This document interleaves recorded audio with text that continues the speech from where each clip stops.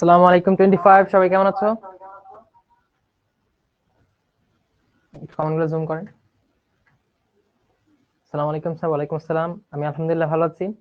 তোমরা আমার কথা শুনতে পাচ্ছ কিনা, আমাকে সহ আমার পেছনে স্মার্ট বোর্ড দেখতে পাচ্ছ কিনা আমাকে জানাও।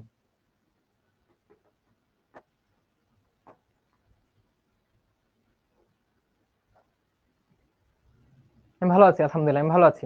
তোমরা সবাই কেমন আছো এটা আমাকে বলো।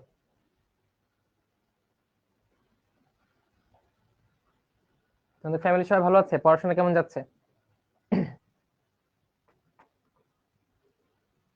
ওকে, পড়াশোনা কেমন যাচ্ছে বলো। স্যার পড়া মনে থাকে না, কি করবা? বারবার পড়বা। ঠিক আছে, একবার পড়লে মনে থাকবে না। একটা কথা আছে না, একবার না পারলে দেখো শতবার। তো একবার পড়লে মনে না থাকবা, এটা স্বাভাবিক, তাই না? হিউম্যান ব্রেন, তুমি তো কম্পিউটার না যে একবার সেভ করলাম এটা আর কখনো এটা মুছে যাবে না যতক্ষণ ডিলিট করে ফেলছো। এরকম যেহেতু আমাদের 100% কন্ট্রোল নাই ব্রেইনের উপর, আমাদের কি করতে হবে, একটা জিনিস মনে রাখার জন্য সেটা বারবার পড়তে হবে। সেটা মনে রাখার তরিকার ভুলতে হবে। ঠিক আছে, যে কিভাবে আমি এটা মনে রাখতে পারি।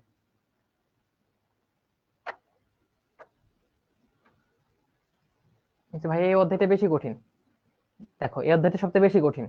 তাহলে তোমার সামনে যে পথটা পাড়ি দিবে, এই পথের এভারেস্ট হচ্ছে এটা। তাহলে এই চ্যাপ্টার যদি একবার ভালো করে শেষ করে ফেলতে পারো, তুমি এভারেস্ট পাড়ি দিয়ে দিলে, তখন বাকি রাস্তাটা স্মুথ হবে। তাহলে এইভাবে এইভাবে চিন্তা করে তুমি চ্যাপ্টারটার প্রতি আরো সিরিয়াস হও, যে না এটা কঠিন, এটা কেমনে মনে না থাকে বা কেমনে না বুঝি, এটা আমি দেখেই ছাড়বো। আর ভাইয়া তো আছেই সাথে। বুঝছো, এরকম মনোবল নিয়ে চ্যাপ্টারের দিকে অগ্রসর হও। চ্যাপ্টারটা ইনশাল্লাহ বুঝে যাবা। একবার না বুঝলে আবার পড়বা, ভাইয়ের রেকর্ডিংটা আবার দেখবা, আবার পড়বা। একটা চ্যাপ্টারই তো ভাই, মানুষ কত কিছু জয় করে ফেলতেছে, আর এই চ্যাপ্টার তুমি পড়তে পারবে না? তো think in a positive way. তুমি আশরাফুল মাকলুকাত, মাকলুকাত তাই না? আশরাফুল মাকলুকাত মানে কি? সৃষ্টির শ্রেষ্ঠ জীব। তো তোমার মধ্যে কত ক্যাপাবিলিটি আছে, এটা তোমাকে ফিল করতে হবে। তো নিজেকে তো ছোট করলে হবে? নিজের কাছে নিজেকে বড় রাখতে হবে, যে না, আল্লাহ আমাকে শক্তি দিয়েছে, আমি পারবো ইনশাল্লাহ। এটা অহংকার না, বাট সেলফ কনফিডেন্স, এটা ডেভেলপ করতে হবে। বুঝতে পারছো? সেলফ বিলিফ খুব ইম্পর্টেন্ট লাইফে। তোমার যে সেলফ বিলিফ না থাকে, আলটিমেটলি তুমি কিছু করতে পারবে না। তোমার অনেক যোগ্যতা থাকা সত্ত্বেও তুমি ওই কাজটা 100% এক্সিকিউট করতে পারবে না। এই জন্য উপরে সার্চ সার করতেছে, কি বলতেছে দেখি তো।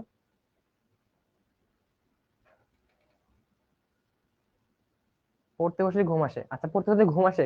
তুমি হেঁটে হেঁটে পড়বা, চা কফি খাবা, ঠিক আছে, এক্সারসাইজ করবা, তাহলে বডি টায়ার্ডনেস কাটবে আস্তে আস্তে।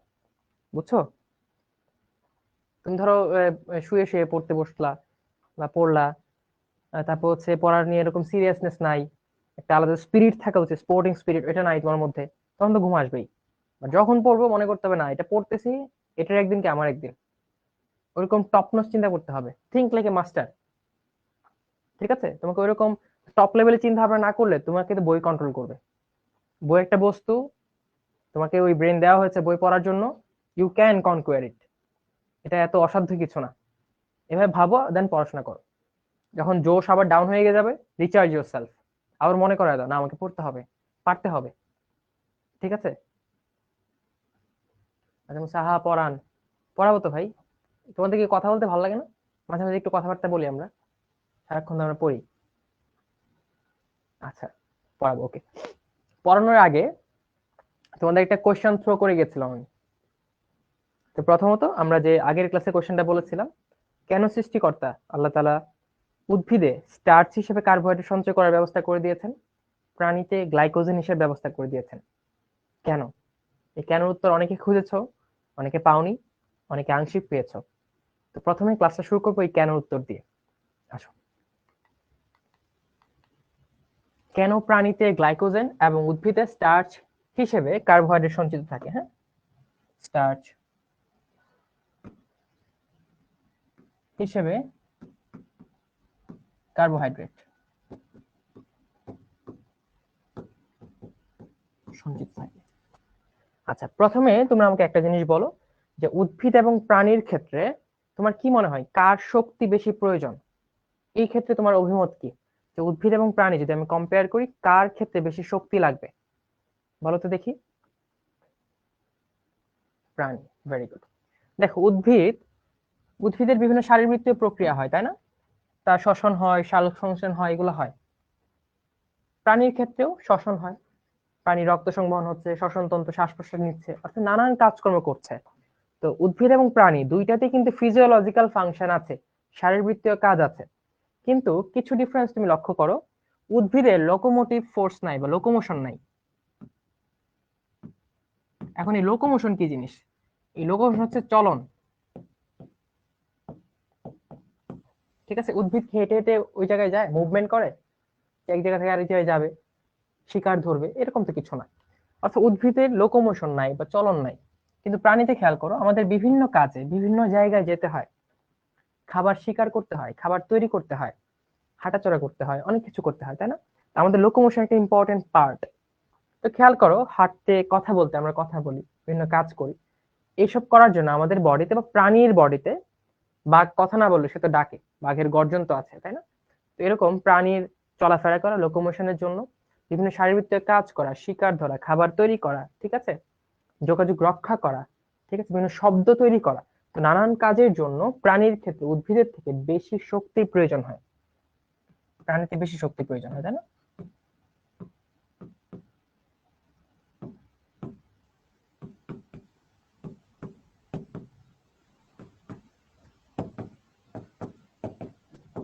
চিন্তা করো, নেট জিওতে তুমি দেখতে একটা বাঘ, চিতাবাঘ হরিণের পিছে দৌড়াচ্ছে, তো কত স্পিডে তাকে দৌড়াইতে হয়, কত এনার্জি তাকে খরচ করতে হয়, তাই না? তো প্রাণীর ক্ষেত্রে শক্তির প্রয়োজনটা, বডিতে শক্তির ডিমান্ডটা বেশি। ঠিক আছে, আচ্ছা, তো এটা আমরা জানলাম, শক্তির ডিমান্ডটা বেশি প্রাণীতে। এখন আমরা যে স্টার্চ পড়লাম, গ্লাইকোজেন পড়লাম গত ক্লাসে, এখানে আমরা স্টার্চ এবং গ্লাইকোজেনের যে গঠনগুলো দেখেছিলাম, যদি আমি আবার একটু রিভিশন দেই, সেটা হচ্ছে স্টার্চ ছিল দুই ধরনের, অ্যামাইলোজ আর অ্যামাইলোপেকটিন। অ্যামাইলোজ গুলো কেমন ছিল বলতো? 1,4 লিঙ্কেজ ছিল, তাই না? আলফা ডি গ্লুকোজের 1,4 লিঙ্কেজ, মানে জিনিসগুলো এরকম ছিল, একটার সাথে একটা ছিল, ঠিক আছে, এরকম ছিল। এটা ধরো অ্যামাইলোজ, এটা ধরো অ্যামাইলোজ। অ্যামাইলোপেকটিন কেমন ছিল? অ্যামাইলোপেকটিন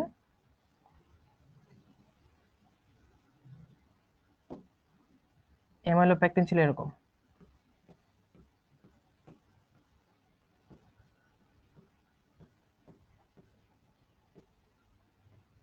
আচ্ছা, সাথে কি 1,4 লিঙ্কেজ ছিল, এখানে ধরো আর কিছু ছিল, ওকে।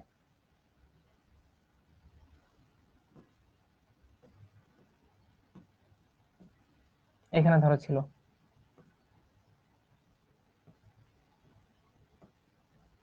এখানে ধরো ছিল,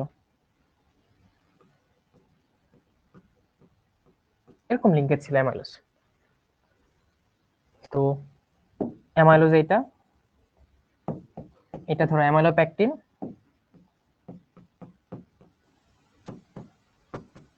অ্যামাইলোপেকটিন। আর গ্লাইকোজেন যদি আমি হিসাব করি, গ্লাইকোজেন ছিল আরো অনেক অনেক বেশি, অনেক বেশি শাখান্বিত ছিল, শাখার অভাব নাই গ্লাইকোজেন। ধরো এখানে একটা শাখা, আরেকটা, ঠিক আছে, এখানে একটা শাখা, এরকম দিতে আছে, শাখার কোনো অভাব নাই গ্লাইকোজেন, ঠিক আছে। তারপরে ধরো এইদিকে শাখা তৈরি হচ্ছে হচ্ছে, এই শাখা ওই শাখা, অনেক শাখান্বিত ছিল গ্লাইকোজেন, অনেক। এভাবে এদিক থেকে ধরো একটা শাখা গিয়েছে, ঠিক আছে, অনেক। কিন্তু সিম্বলিক আঁকলাম আর কি, বোঝানোর জন্য যে অনেক শাখা প্রশাখা গ্লাইকোজেনে হয়। তাহলে খেয়াল করো, এটা অ্যামাইলোজ, এটা অ্যামাইলোপেকটিন, এটা গ্লাইকোজেন। তো এই দুইটা মিলে হচ্ছে তোমার স্টার্চ, তাই না? স্টার্চ। এখন আমাকে বলো তো দেখি, এই যে অ্যামাইলোজ, অ্যামাইলোপেকটিন বা স্টার্চ যদি বলি, অথবা গ্লাইকোজেন যদি বলি, যার অনেক শাখা প্রশাখা, অনেক শাখা প্রশাখা, তো কোনটাতে বেশি পরিমাণ, কোনটাতে বেশি পরিমাণ কার্বোহাইড্রেট সঞ্চিত আছে? আমাকে বলো তো দেখি। অবশ্যই গ্লাইকোজেনে খুব বেশি পরিমাণ কার্বোহাইড্রেট সঞ্চয় করে রাখা যায়, তাই না? আচ্ছা, যেহেতু এখানে অনেক অনেক বেশি কার্বোহাইড্রেট সঞ্চয় করে রাখা যায়, তাই এখান থেকে বেশি পরিমাণ গ্লুকোজ পাওয়া যাবে যখন দরকার হবে, বেশি পরিমাণ গ্লুকোজ পাওয়া যাবে। আর আমরা জানি গ্লুকোজ থেকে অক্সিজেনের সাহায্যে শ্বসন প্রক্রিয়ায়, শ্বসন প্রক্রিয়ায় এটিপি তৈরি হয়। আর এই এটিপিটা হচ্ছে তোমার বায়োলজিক্যাল কয়েন, অর্থাৎ এই কয়েন বা এই মুদ্রার মাধ্যমে তুমি শক্তি ব্যবহার করো। ঠিক আছে, এখন বিভিন্ন কাজে যে শক্তিটা দরকার সেখানে তুমি শক্তিটা ব্যবহার করো হচ্ছে এই এটিপির মাধ্যমে। তাহলে আমি বলতে পারি স্টার্চ এবং গ্লাইকোজেনের মধ্যে গ্লাইকোজেনের শক্তি উৎপন্ন করার ক্ষমতা এটিপি উৎপন্ন করার পটেনশিয়ালিটি অনেক বেশি। তাহলে খেয়াল করো, যে জায়গায় এনার্জি ডিমান্ড অনেক বেশি সেই জায়গায় আমার গ্লাইকোজেন লাগবে, এবং যে জায়গায় এনার্জি ডিমান্ড কম সেই জায়গায় স্টার্চ লাগবে। কারণ প্রাণীতে যেহেতু অনেক বেশি এনার্জি ডিমান্ড, বিকজ প্রাণীকে লোকোমোশনে যেতে হয়, খাদ্য শিকার করতে হয়, বিভিন্ন শব্দ তৈরি করতে হয়, মানুষের সাথে কথা বলতে হয়, যেখানে এইসব ফিজিওলজিক্যাল কাজের কারণে সেখানে শক্তির ডিমান্ড অনেক বেশি, যার ফলে কার্বোহাইড্রেটটা গ্লাইকোজেন হিসেবে সঞ্চিত থাকে, যাতে করে খুব বেশি পরিমাণ গ্লুকোজ সঞ্চয় করে রাখা যায় এবং এক্সট্রা এনার্জি সাপ্লাই দেওয়ার জন্য এক্সট্রা গ্লুকোজ পাওয়া যায় এবং গ্লুকোজ থেকে এটিপি তৈরি করা যায়। ঠিক আছে, অথবা এভাবে তুমি ব্যাখ্যা করতে পারো, আমি বলেছিলাম যে নর্মালি আমাদের সরলরৈখিক স্ট্রাকচার থেকে যখন একটু খাঁজ কাটা থাকে, ব্রাঞ্চ থাকে, তখন এনজাইম গুলা কাজ করতে পারে ভালোভাবে, এনজাইম গুলা লক এন্ড কি মতবাদের অনুসারে বসে যেতে পারে খুব ভালোভাবে। যেহেতু এনজাইমের কাজ করা ইজি হয়, তাহলে এই দুইটা থেকে গ্লাইকোজেন অনেক বেশি ব্রাঞ্চ করা থাকে, অনেক শাখা প্রশাখা থাকে, তাহলে অনেক খোপ খোপ বা খাঁজ থাকতে পারে যেসব জায়গায় এনজাইম গুলা কি ইজিলি বসে যেয়ে কাজ করতে পারবে। অর্থাৎ সেই সব জায়গায় এনজাইম খুব তাড়াতাড়ি এটাকে ভেঙে গ্লুকোজ বের করে নিয়ে আসতে পারবে। তাহলে প্রাণীতে দেখো খুব বেশি এনার্জি দরকার, সাথে কি ইনস্ট্যান্ট এনার্জি দরকার। তুমি বসেছিলা, হঠাৎ করে তোমার দৌড় মারতে হলো, ক্লাস চলে গেছে, ভাইয়ের ক্লাস শুরু হয়ে যাবে, ঠিক আছে, তুমি পরীক্ষায় হাতের লেখার স্পিড একভাবে লিখছো, খুব ভালোভাবে হাতের লেখা স্পিড আরো বাড়াইতে হলো লেখা কমপ্লিট করার জন্য। ঠিক আছে, তো এই যে নানান কারণে তোমার যে অ্যাক্সিলারেট করতে হয়, ইমিডিয়েট অ্যাক্সিলারেশন বা ইমিডিয়েট এনার্জি রিকোয়ারমেন্ট থাকে তোমার বডিতে, প্রাণীর বডিতে, এই জন্য এনজাইম গুলো যদি খুব ফাস্ট কাজ করতে পারে এমন আমার সঞ্চয় ব্যবস্থা দরকার, আর এনজাইম গুলো ফাস্ট কাজ করতে পারবে গ্লাইকোজেন। আমি যদি সাম আপ করি, কেন প্রাণীতে গ্লাইকোজেন, উদ্ভিদে স্টার্চ, এক কথায় বললে প্রাণীতে শক্তির যে রিকোয়ারমেন্ট, এটিপি রিকোয়ারমেন্ট, সেটা অনেক বেশি উদ্ভিদ থেকে। কারণ প্রাণীকে উদ্ভিদ থেকে অনেক বেশি শারীরবৃত্তীয় কাজ করতে হয় এবং জৈবিক কাজ করতে হয়। তো এক্সট্রা এনার্জি সাপ্লাই দেওয়ার জন্য প্রাণীতে গ্লুকোজটা গ্লাইকোজেন হিসেবে সঞ্চিত থাকে, উদ্ভিদে স্টার্চ হিসেবে সঞ্চিত থাকে, হতে পারে অ্যামাইলোজ, হতে পারে অ্যামাইলোপেকটিন। তোমরা জানো অ্যামাইলোজ থাকে 22%, অ্যামাইলোপেকটিন থাকে 78%। সেকেন্ড কারণ কি বলেছি, যত বেশি ব্রাঞ্চ থাকবে, শিকল থাকবে, তত বেশি খাঁজ কাটা থাকবে, আমার এনজাইমের কাজ করা তত বেশি ফ্যাসিলিটেট হবে। বুঝতে পারছো? তো মূলত এই দুইটা কারণের জন্য উদ্ভিদে স্টার্চ থাকে, প্রাণীতে গ্লাইকোজেন থাকে। তোমরা কি বুঝতে পেরেছো?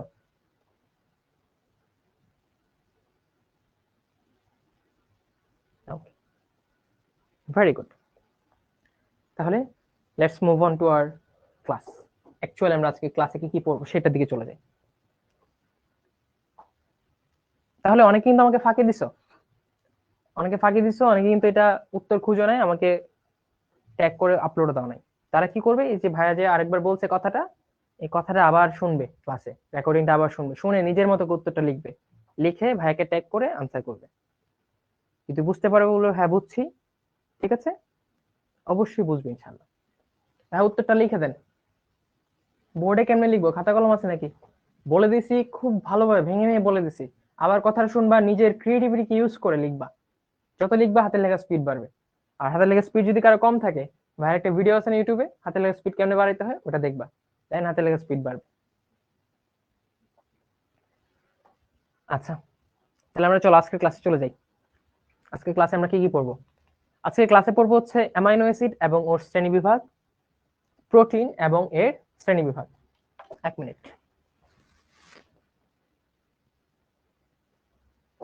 প্রশ্নটা কি, একজন প্রশ্নই জানে না?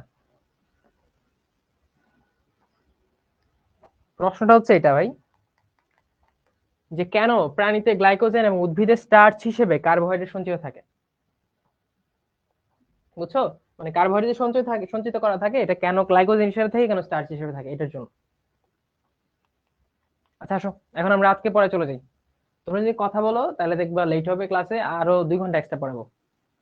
আর যদি আমার সাথে কুল এন্ড কাম থাকো, অ্যাটেন্টিভলি ক্লাসটা করো, তাহলে দেখবে খুব অল্পতেই ক্লাসটা শেষ হয়ে যাবে।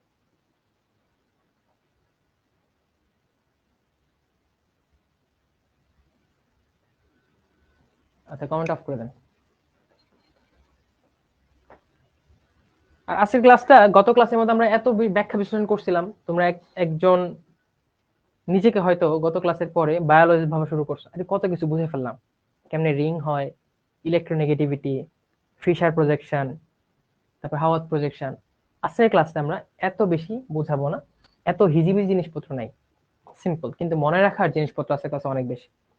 তো ক্লাসটা যদি বোরিং লাগে কি করবা, বলবা না এখান থেকে আমার বোর্ডে কোয়েশ্চেন আসবে, এখান থেকে আমার অ্যাডমিশনে কোয়েশ্চেন আসবে, ভাই যা বলছে বা যা বলতেছে আবারও খুব ভালো করে মনোযোগের সাথে শুনি, এই মোটিভেশনের মাধ্যমে পুরো ক্লাসে যেতে হবে, ঠিক আছে? কারণ এখানে অনেক কিছু মনে রাখার, অনেক কিছু মুখস্থ করার ব্যাপার স্যাপার আছে। আচ্ছা, প্রথমে আমরা চলে আসি অ্যামাইনো অ্যাসিড। অ্যামাইনো অ্যাসিড জিনিসটা কি? প্রথমত অ্যামাইনো অ্যাসিড হচ্ছে জৈব অণু, ঠিক আছে, অর্গানিক মলিকিউল, জৈব অণু। এখন নামটা যদি খেয়াল করো তুমি দেখো, অ্যামাইনো এবং অ্যাসিড দুইটা জিনিস পাবা, অর্থাৎ অ্যামিনো গ্রুপ পাবা, সাথে কি পাবা, অ্যাসিড গ্রুপ, কার্বক্সিলিক মূলক। এখন তোমরা যখন জৈব যৌগ পড়েছো বাচ্চাকালে, তখন তোমরা এটা পড়েছো যে যখন একাধিক কার্যকরীমূলক কোনো একটা যৌগে উপস্থিত থাকে, তখন যে কার্যকরীমূলকটা সক্রিয় বেশি হয়, তার সক্রিয়তা বেশি থাকে, সেই কার্যকরীমূলক অনুসারে নামটা হয় ওই যৌগে। তাহলে এখানে দেখো অ্যামাইনো অ্যাসিডে দুইটা কার্যকরী মূলক আছে, অ্যামিন গ্রুপ এবং কার্বক্সিলিক গ্রুপ। এর মধ্যে কার্বক্সিলিক গ্রুপটা হচ্ছে শক্তিশালী বেশি, সক্রিয় বেশি, এই জন্য এটার নাম হয়ে যায় অ্যামাইনো অ্যাসিড। আর যেটা নাম হয় সেটা কি হিসেবে যোগ হয়, সাফিক্স হিসেবে যোগ হয়, এই জন্য সাফিক্স বা পরপরটা দেখো অ্যাসিড, আর প্রেফিক্স বা পূর্বপরটা কি, অ্যামিনো। অর্থাৎ অ্যামিনো অ্যাসিড আমি বলতে পারি অ্যামিনো অ্যাসিড এমন একটি জৈব অণু যেখানে অ্যামিনো গ্রুপ থাকে এবং কার্বক্সিলিক গ্রুপ থাকে, কিন্তু যৌগটা হচ্ছে অ্যাকচুয়ালি একটা অ্যাসিড, ঠিক আছে? তাহলে আমি বলতে পারি অ্যামাইনো অ্যাসিড হচ্ছে একটি জৈব অ্যাসিড যেখানে অ্যাসিডের সাথে অ্যামিনো কার্যকরী মূলকটা উপস্থিত থাকে। আচ্ছা, অ্যামাইনো অ্যাসিড কি? অ্যামাইনো অ্যাসিড হচ্ছে, কেন অ্যামাইনো অ্যাসিড দরকার? তোমরা বাচ্চাকালে পড়েছো বা চ্যাপ্টার 1-এ পড়েছো কোষ এবং কোষের গঠনে, protein is the language of life, প্রোটিনকে জীবনের ভাষা বলা হয়। আর এই প্রোটিন তৈরির একক হচ্ছে অ্যামাইনো অ্যাসিড, প্রোটিনের একক হচ্ছে অ্যামাইনো অ্যাসিড, এই জন্য অ্যামাইনো অ্যাসিডটা এত ইম্পর্টেন্ট। অ্যামাইনো অ্যাসিড আবিষ্কার কি করেছেন? Emil Fischer. এমিল ফিশার আর ফ্রান্স হফম্যানস্টার একটা আছে, তারা বেসিক্যালি অ্যামাইনো অ্যাসিড আবিষ্কার করেছেন, ঠিক আছে? আচ্ছা, এখন চলে আসো, অ্যামাইনো অ্যাসিড যে প্রোটিন তৈরি করে, কয়টা অ্যামাইনো অ্যাসিড প্রোটিন তৈরি করে? তো উদ্ভিদ এবং প্রাণী মিলিয়ে প্রায় 28টি অ্যামিনো অ্যাসিড পাওয়া গেছে যেগুলো গুরুত্বপূর্ণ। এই দিয়ে আমি অ্যামিনো অ্যাসিড বুঝাচ্ছি। এই 28টার মধ্যে 20টি অ্যামিনো অ্যাসিড 20টি অ্যামিনো অ্যাসিড প্রোটিন তৈরিতে হেল্প করে, প্রোটিন তৈরিতে হেল্প করে বা প্রোটিনের গাঠনিক একক হিসেবে কাজ করে, ঠিক আছে? এই 20টি অ্যামিনো অ্যাসিডকে বলা হচ্ছে actual protein building amino acid, বুঝতে পারছো? অর্থাৎ উদ্ভিদ এবং প্রাণী মিলে মোট 28টি অ্যামিনো অ্যাসিড পাওয়া গেলেও অনলি 20টি অ্যামিনো অ্যাসিড প্রোটিন তৈরিতে হেল্প করে, ঠিক আছে? আচ্ছা, আর এই 20টি অ্যামিনো অ্যাসিডের জন্য তোমার বডিতে কোডন কয়টা আছে? চ্যাপ্টার 1-এ পড়েছো। 20টি অ্যামিনো অ্যাসিডের জন্য কার্যকর কোডন আছে 61টি। 20টি অ্যামিনো অ্যাসিডের জন্য কার্যকর কার্যকর প্রোটিন আছে, সরি, কোডন, ট্রিপলেট কোডন।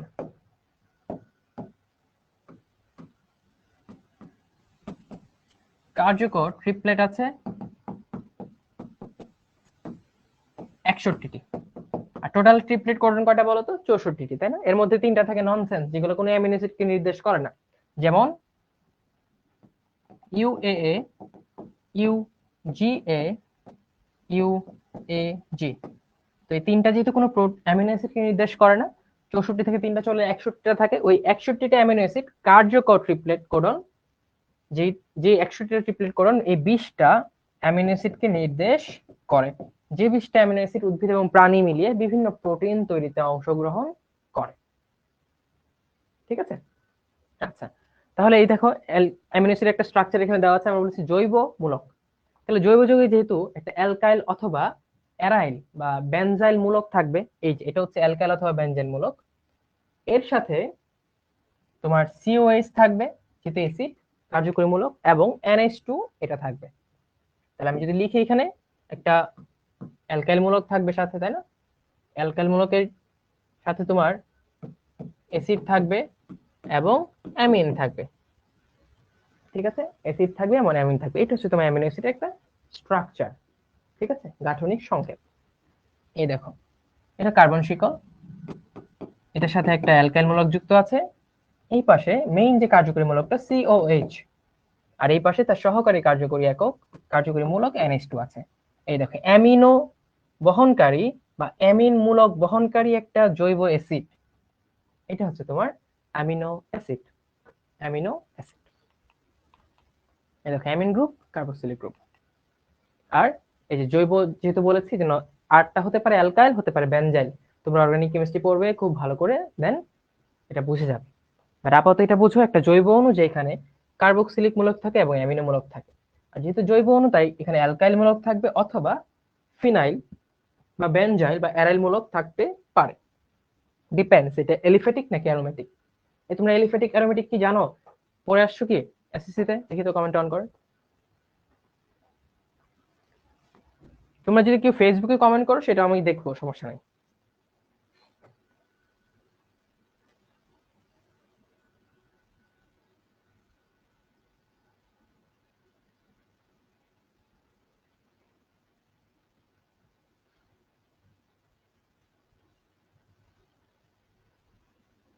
হ্যাঁ, পড়ে আসছো, ভেরি গুড।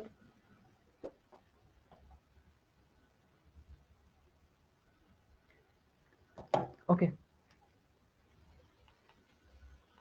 এখন চলে আসি অ্যামাইনো অ্যাসিডের বৈশিষ্ট্য। অ্যামাইনো অ্যাসিডের বৈশিষ্ট্যে চলে আসি। বৈশিষ্ট্য মানে আসার আগে আমি আবার লিখে নিই অ্যামাইনো অ্যাসিডটা দাঁড়াও। এই যে আর, অ্যালকাইল মূলক, COH, NH2, ঠিক আছে? আর এর হাত কটা থাকবে? 4টা হাত থাকবে।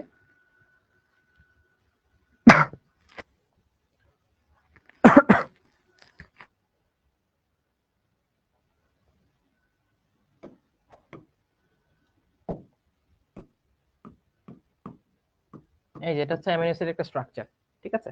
আচ্ছা, এখন বৈশিষ্ট্য চলে আসে।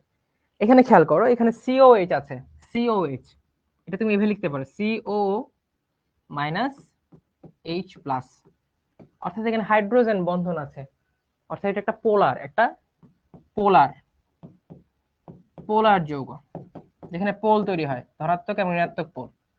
আর যেহেতু পোলার যৌগ, তোমরা জানো যে লাইক ডিজলভস লাইক, অর্থাৎ পোলার যৌগ সমূহ পোলার দ্রাবকে দ্রবণীয় হয়, আর পানি হচ্ছে তোমার একটা পোলার দ্রাবক। তাহলে অ্যামিনো অ্যাসিড যেহেতু একটা পোলার যৌগ, তাই পানি যেটা হচ্ছে পোলার দ্রাবক, এই পোলার দ্রাবকে অ্যামিনো অ্যাসিড দ্রবণীয় হবে। কিন্তু অ্যালকোহল যেটা হচ্ছে একটা অপোলার দ্রাবক, যেটা হচ্ছে একটা অপোলার দ্রাবক, এই অপোলার দ্রাবকে অ্যামিনো অ্যাসিডটা দ্রবীভূত হবে না, ঠিক আছে?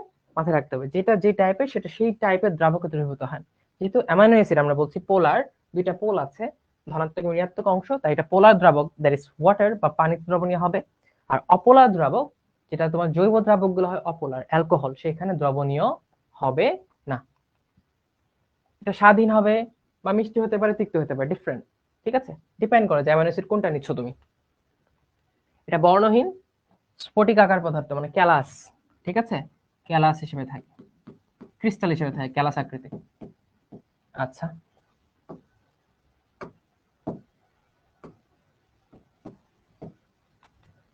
এটা মৃদু অ্যাসিড বা ক্ষারে লবণ সৃষ্টি করে, লবণ তৈরি করবে। আচ্ছা, এটা উচ্চ গলনাঙ্ক বিশিষ্ট। দেখো, বন্ডেজ অনেক অনেক বেশি, তাই না?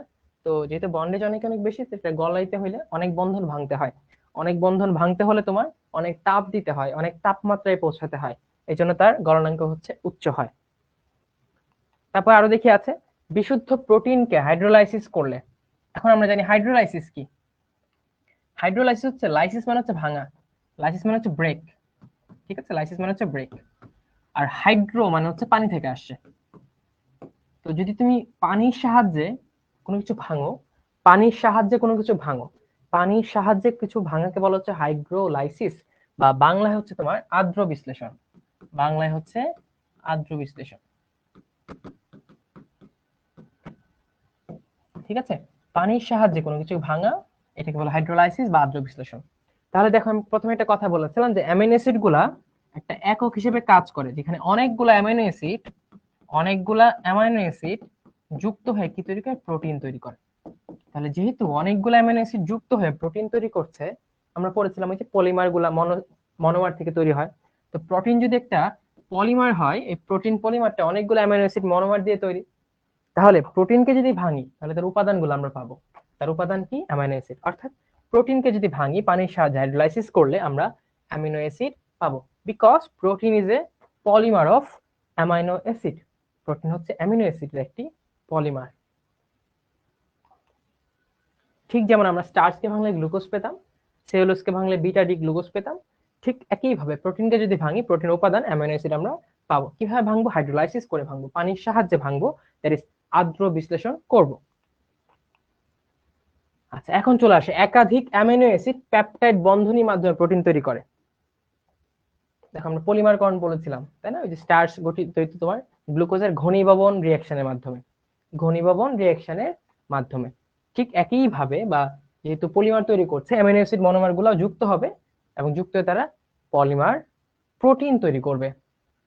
ঠিক আছে, এইখানে কি হবে দেখো, দুইটা অ্যামিনো অ্যাসিড একসাথে যুক্ত হবে। তাহলে আসো আমরা দুইটা অ্যামিনো অ্যাসিড যুক্ত করি। প্রথমে একটা অ্যামিনো অ্যাসিড আমি লিখলাম NH2, এই নাইট্রোজেন, হাইড্রোজেন, হাইড্রোজেন, এখানে ধর সি আছে, আর দিলাম, এখানে এইচ দিলাম, এখানে সিও এইচ দিলাম।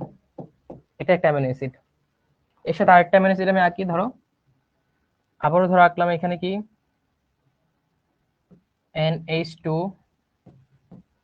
বা অ্যামিনটা আঁকলাম, অ্যামিনের সাথে যুক্ত করলাম আমি আরেকটা কার্বন, হাইড্রোজেন, এখানে ধর আরেকটা মূলক আছে আর প্রাইম দিলাম আমি এটাকে, আর হচ্ছে অ্যাসিড।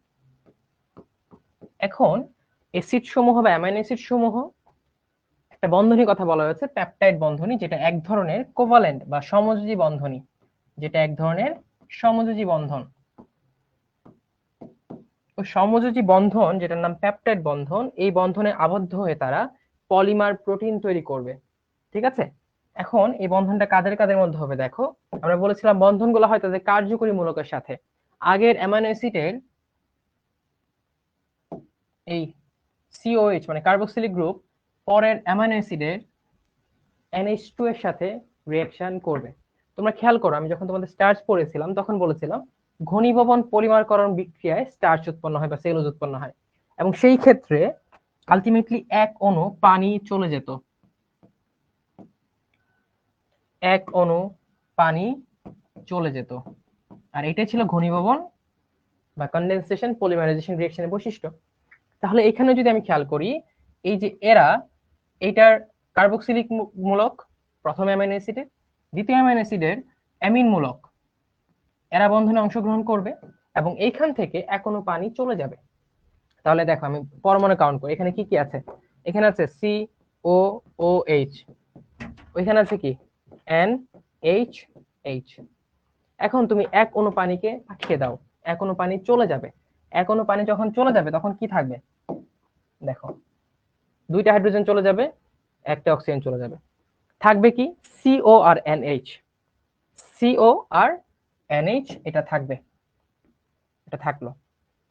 এখন এখান থেকে CO থাকবে, এখানে থাকবে NH, বাকি H2, দ্যাট ইজ এই OH এই H প্লাসের সাথে যুক্ত হয়ে পানি হিসেবে চলে যাবে, যেটা আমার ঘনীভবন বিক্রিয়ার একটা বৈশিষ্ট্য, যে ঘনীভবন বিক্রিয়ায় তার মনোমার সমূহ যখন একসাথে যুক্ত হয় তাদের থেকে এক অণু পানি চলে যায়, পানি চলে গিয়ে তারা পলিমার তৈরি করে।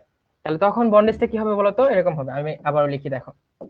তখন এখানে ছিল তো এই যে HHNCRH, এইখানে দেখো সিও থাকবে, মানে সিও বন্ডেজ তৈরি করলো, একটা ব্রিজ তৈরি করলো, কার সাথে? নাইট্রোজেনের সাথে।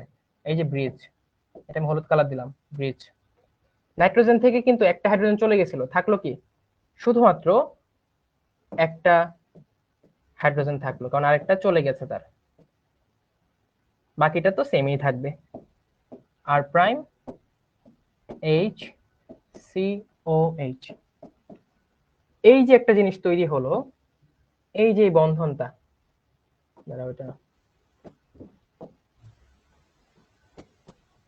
এই যে বন্ধন CONH, এটা হচ্ছে পেপটাইড বন্ধনী, যেটা এক ধরনের সমযোজী বন্ধনী। ঠিক আছে, যেটা তৈরি হলো পলিমারকরণ বিক্রিয়ার মাধ্যমে। কি পলিমারকরণ বিক্রিয়া? ঘনীভবন পলিমারকরণ বিক্রিয়ার মাধ্যমে। এই দেখো, দুইটা অ্যামিনো অ্যাসিড, মানে একের অধিক অ্যামিনো অ্যাসিড পেপটাইড বন্ধনীর মাধ্যমে যুক্ত হয়ে এরকম অনেকগুলা পলিপেপটাইড তৈরি করবে। আর এক একটা পলিপেপটাইড চেইন হচ্ছে এক একটা প্রোটিন। তাহলে এখানে ধরো আরেকটা অ্যামিনো অ্যাসিড যুক্ত হবে, ঠিক আছে, আরেকটা অ্যামিনো অ্যাসিড, এখানে আরেকটা অ্যামিনো অ্যাসিড। এইভাবে অ্যামিনো অ্যাসিড গুলো যুক্ত হতে হতে যখন মিনিমাম মিনিমাম 51টা অ্যামিনো অ্যাসিড যুক্ত হবে। কতটা বললাম? যখন মিনিমাম 51টি অ্যামিনো অ্যাসিড যুক্ত হবে, এবং 51টি অ্যামিনো অ্যাসিডের মধ্যে বন্ধন কয়টা থাকবে বলতো? n-1। n যদি 51 হয়, বন্ধন থাকবে n-1, দ্যাট ইজ 50টি পেপটাইড বন্ধন। 51টি অ্যামিনো অ্যাসিডের মধ্যে 50টি পেপটাইড বন্ধন বা 50টি পেপটাইড, এরকম যখন অনেকগুলা পেপটাইড মানে পলিপেপটাইড তৈরি হবে, তখনই প্রোটিন গঠিত হবে। তোমরা কি এই জিনিসটা বুঝেছো কিনা আমাকে জানাও ফার্স্ট।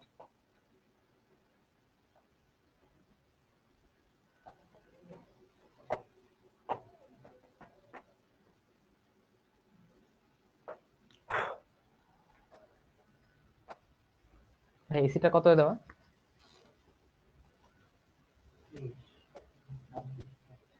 25 দেন।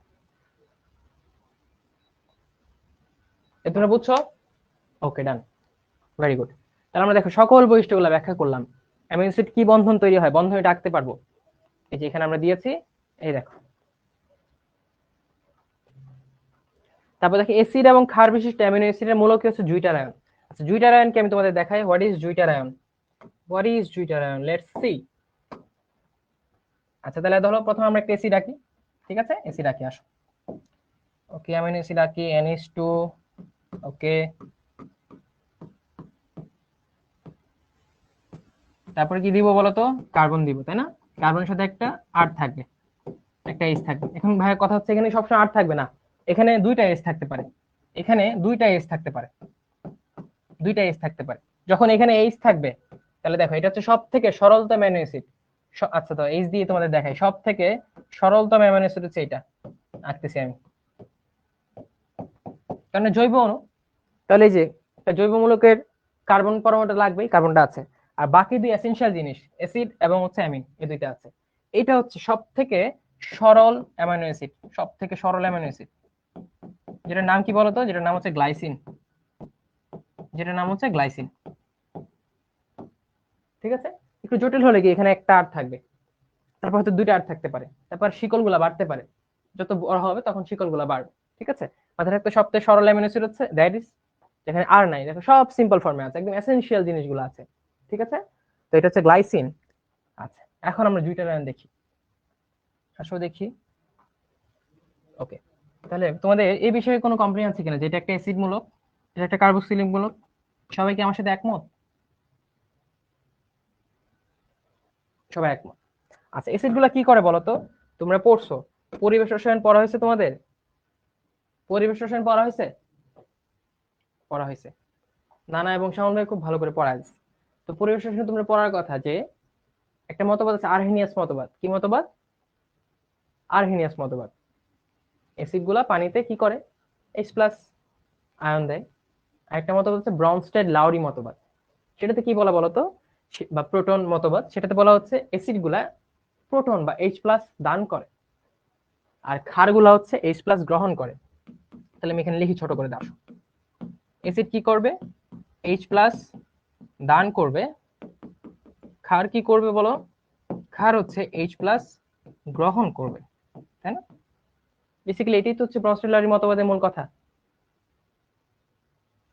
আচ্ছা, তাহলে দেখো, যেহেতু অ্যাসিড, এটা অ্যাসিড, অ্যাসিডটা কি করবে? একটা H+ দান করবে। তাহলে আমি বলতে পারি যে এটা এটাকে দান করে দিবে, ধরো H+ হিসেবে অন্য কেউকে দান করে দিল। যখন এটা H+ কে দান করে দিবে, তখন সেটা নিজে কি হয়ে যাবে বলতো? নিজে হয়ে যাবে এরকম মাইনাস হয়ে যাবে নিজে।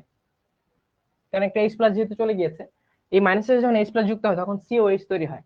যেহেতু H প্লাস আলাদা হয়ে চলে গেছে তখন CO ও মাইনাস হয়ে গেছে, তাহলে একটা ঋণাত্মক আয়ন হয়ে গেল। ওকে, আবার অ্যামোনিয়া হচ্ছে তোমার ক্ষারধর্মী, এটা তো তোমরা পড়ছো। তো অ্যামিনো হচ্ছে তোমার ক্ষারধর্মী। ক্ষার কি করবে? H প্লাস গ্রহণ করবে। তাহলে খেয়াল করো, এখানে যদি একটা H প্লাস এসে যুক্ত হয়, এখানে H প্লাস এসে যুক্ত হলো, তখন এটা কি তৈরি করবে? তখন জিনিসটা এটা এরকম হয়ে যাবে। দেখো, যেটা একটা পজিটিভ আয়ন চলে আসছে এখানে, তখন তার আকারটা হয়ে যাবে অনেকটা NH3+। তোমরা কি আমার সাথে একমত? বুঝছো? এই বুঝছো কিনা বলো। একটু হার্ড লাগছে স্যার, একটু কঠিন মনে হবে। আবার বলছি, খুব ভালো করে ফোকাস করো। যেহেতু একটা অ্যামাইনো অ্যাসিড, এখানে অ্যাসিড গ্রুপ থাকে, মানে COH, অ্যাসিড গুলো কি করে H প্লাস দান করবে। তাহলে এখানে আগে ছিল ধরো অ্যাসিড ছিল, এটা এই COH, এই পোর্শনটা চলে গেল, যেহেতু অ্যাসিড H প্লাস দান করবে। চলে যাওয়ার ফলে এই যে H প্লাস চলে গেল, থাকলো কি COO মাইনাস। আচ্ছা, অ্যামিন হচ্ছে ক্ষারধর্মী, ক্ষারধর্মী মানে হচ্ছে H প্লাস গ্রহণ করবে সে। তাহলে তার এক পাশে হচ্ছে অ্যাসিড ধর্মী আছে, এক পাশে ক্ষারধর্মী আছে। যেহেতু ক্ষার H প্লাস গ্রহণ করে, তাহলে আলটিমেটলি ধরো এই যে NH2 এর সাথে যখন H প্লাস যুক্ত হবে তখন আলটিমেটলি কি তৈরি হবে? NH3+। কারণ এটাতে নিউট্রাল ছিল, নিউট্রালের সাথে একটা পজিটিভ আসছে, পজিটিভ এসে কি যুক্ত করবে? একটা পজিটিভ আয়ন তৈরি করবে, দ্যাট ইজ NH3+। এখন বুঝছো? যে বুঝছিল না, তো এই পাশে দেখো NH3+। তাহলে দেখে একই একই অণু, দ্য সেম মলিকিউল, সেম মলিকুলের এক পাশে অ্যাসিড, অ্যাসিডের ধর্ম করতেছে পালন, এক পাশে ক্ষারের ধর্ম পালন করতেছে। অর্থাৎ অম্লীয় এবং ক্ষারীয় দুইটা বৈশিষ্ট্য সে পালন করতে পারে। এই জন্য অ্যামাইনো অ্যাসিডকে বলা হচ্ছে অ্যামফোটেরিক। অ্যামাইনো অ্যাসিডকে বলা হয় অ্যামফোটেরিক বা উভধর্মী। উভধর্মী কারা? তোমরা পড়েছো। উভধর্মী হচ্ছে যারা অম্ল এবং ক্ষার দুইটা হিসেবে কাজ করতে পারে, দে আর কল্ড অ্যামফোটেরিক। আচ্ছা আচ্ছা, আর এই আয়নটা খেয়াল করো, আয়নটা এমন একটা পিকুলিয়ার আয়ন, যেই আয়নের এক পাশে ঋণাত্মক, এক পাশে ধনাত্মক, এক পাশে ঋণাত্মক, এক পাশে ধনাত্মক। এরকম যখন একই আয়নের মধ্যে ধনাত্মক এবং ঋণাত্মক অংশ থাকে, তখন সেই আয়নটাকে বলা হচ্ছে জুইটার ion. So that is my জুইটার ion. এটা হচ্ছে আমার টোটাল জিনিসটা, জুইটার আয়ন।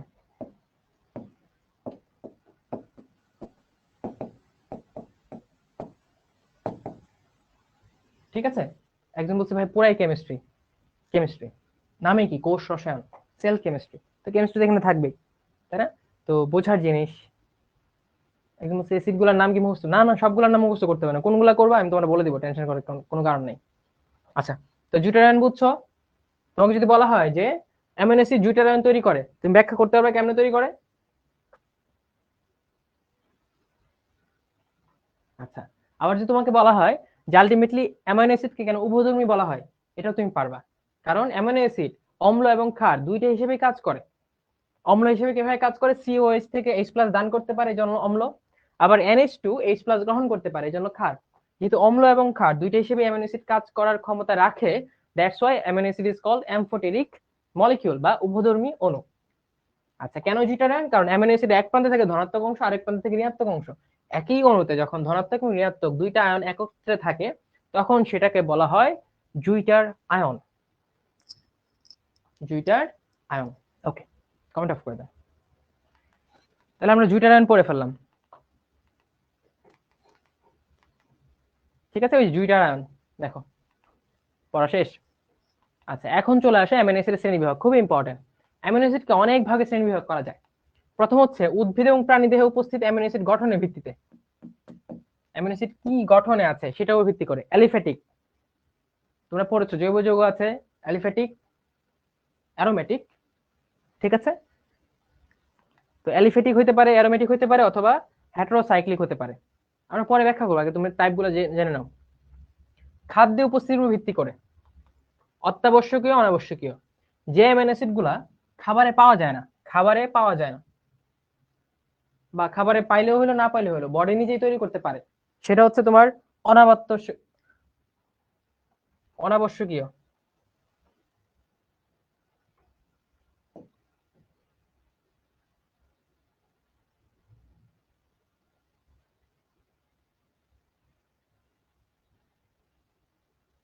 অনাবশ্যকীয় অ্যাসিড।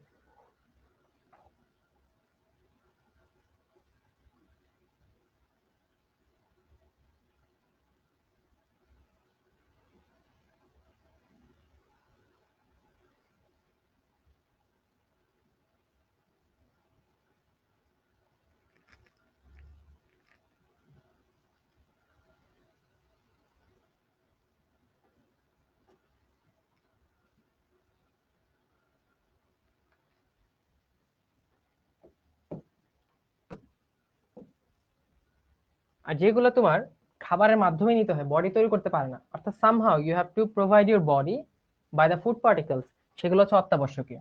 ঠিক আছে, যদি বলি এটা বডি তৈরি করতে পারবে না, বডি তৈরি করে না, এটা হচ্ছে অত্যাবশ্যকীয়। যেটা বডি তৈরি করতে পারে সেটা হচ্ছে অনাত্যাবশ্যকীয়। হ্যাঁ, আচ্ছা, প্রোটিন গঠনের উপর ভিত্তি করে কিছু অ্যামিনো অ্যাসিড প্রোটিন তৈরি করে। তো যে অ্যামিনো অ্যাসিড গুলো প্রোটিন তৈরি করে, যেহেতু প্রোটিন তৈরি করে প্রোটিন অ্যামিনো অ্যাসিড। আর কিছু অ্যামিনো অ্যাসিড প্রোটিন তৈরি করতে পারে না, যেহেতু প্রোটিন তৈরি করতে পারে না, এটা হচ্ছে নন প্রোটিন অ্যামিনো অ্যাসিড। আর এটা হচ্ছে পোলারিটির উপর ভিত্তি করে। পোলারিটি অর্থাৎ পোলারিটি মানে কি, একদিকে ধনাত্মক এবং একদিকে ঋণাত্মক, এরকম ধনাত্মক এবং ঋণাত্মক প্রান্তের অবস্থিতিকে বলা হচ্ছে তোমার পোলারিটি। তো কিছু অ্যামিনো অ্যাসিড হচ্ছে নন পোলার। কি নন পোলার অর্থাৎ এরকম ধনাত্মক ঋণাত্মক নাই, ওটা হচ্ছে 10টা অ্যামিনো অ্যাসিড, 20টার মধ্যে 10টা হচ্ছে নন পোলার। কিছু হচ্ছে পোলার। পোলারের মধ্যে দেখো, পোলার আনচার্জ বা নিরপেক্ষ হয় 5টা। পোলার নেগেটিভ চার্জ, নেগেটিভ জিনিস কম থাকায় ভালো, নেগেটিভলি চার্জ হয় 2টা। আর পোলার পজিটিভ চার্জ হচ্ছে তোমার 3টা। এই দেখো 20টা অ্যামিনো অ্যাসিড। অর্থাৎ নানান ভাবে অ্যামিনো অ্যাসিডের ক্লাসিফিকেশন করা যায়। একটা হচ্ছে গঠনের উপর ভিত্তি করে, এলিফেটিক হতে পারে, অ্যারোমেটিক হতে পারে, হেটেরোসাইক্লিক হতে পারে। খাদ্যে উপস্থিতির উপর ভিত্তি করে, যেগুলো খাবারের মাধ্যমেই পাওয়া যায় এটা হচ্ছে অত্যাবশ্যকীয়, যেগুলো বডি তৈরি করতে পারে সেগুলো হচ্ছে অনাত্যাবশ্যকীয়। প্রোটিন গঠন, কিছু অ্যামিনো অ্যাসিড প্রোটিন তৈরি করে, that is protein amino acid. কিছু অ্যামিনো অ্যাসিড প্রোটিন তৈরি করতে পারে না, তারা হচ্ছে non protein amino acid. Polarity অর্থাৎ presence of positive and negative pole, কারো কারো পোলারিটি থাকে, কারো কারো থাকে না। যাদের থাকে না তারা হচ্ছে নন পোলার, যাদের থাকে তারা হচ্ছে পোলার। পোলারের মধ্যে হতে পারে নিউট্রাল বা নিরপেক্ষ, দ্যাট ইজ আনচার্জড, ধনাত্মক না ঋণাত্মক না, কোনো চার্জ নাই। হতে পারে নেগেটিভ চার্জ, ঋণাত্মক আয়ন আছে বা ঋণাত্মক চার্জ আছে। হতে পারে পজিটিভ চার্জ, পজিটিভ চার্জ আছে। এটা হচ্ছে অ্যামিনো অ্যাসিডের ক্লাসিফিকেশন। এখন আমরা একটা একটা করে ভেঙে দেখে থাকো। অ্যালিফেটিক মানে কি, অ্যালিফেটিক যৌগ অর্থাৎ আর গ্রুপ থাকবে, অ্যালকাইল মূলক থাকবে, অ্যালকাইল মূলক থাকবে, সেটা হচ্ছে তোমার অ্যালিফেটিক যৌগ, গ্লাইসিন, অ্যালানিন, ভ্যালিন। অ্যারোমেটিক কি, বেনজাইল মূলক থাকবে, বেনজাইল মূলক থাকবে। বুঝছো, এই যে বেনজাইল মূলক থাকবে, এটা হচ্ছে তোমার অ্যারোমেটিক। আর অ্যালিফেটিক কি, CH3, এই টাইপের মূলক গুলো থাকবে। উদাহরণ খুবই ইম্পর্টেন্ট, উদাহরণ খুবই ইম্পর্টেন্ট। এই অ্যারোমেটিক উদাহরণ তোমার লাগবেই, মেডিকেল ভর্তি পরীক্ষা থেকে শুরু করে ভার্সিটি ভর্তি পরীক্ষা, বোর্ড এক্সাম, সব জায়গায় এটা লাগবে। দেখো কতগুলো স্টার দিছি। Aromatic, phenyl, alanine and tyrosine. দেখো ফিনাইল, বেনজাইল মূলককে ফিনাইল বলা হয়, বেনজাইল মূলককে ফিনাইল বলা হয়। তো নাম থেকে বুঝতে পারছো বেনজাইল মূলক আছে, আর বেনজাইল মূলক থাকা মানে অ্যারোমেটিক যৌগ। ঠিক আছে, তো অ্যারোমেটিক যৌগ বা অ্যারোমেটিক অ্যামাইনো অ্যাসিডের উদাহরণ কারা, phenyl, alanine and tyrosine. Phenyl, alanine এবং টাইরোসিন।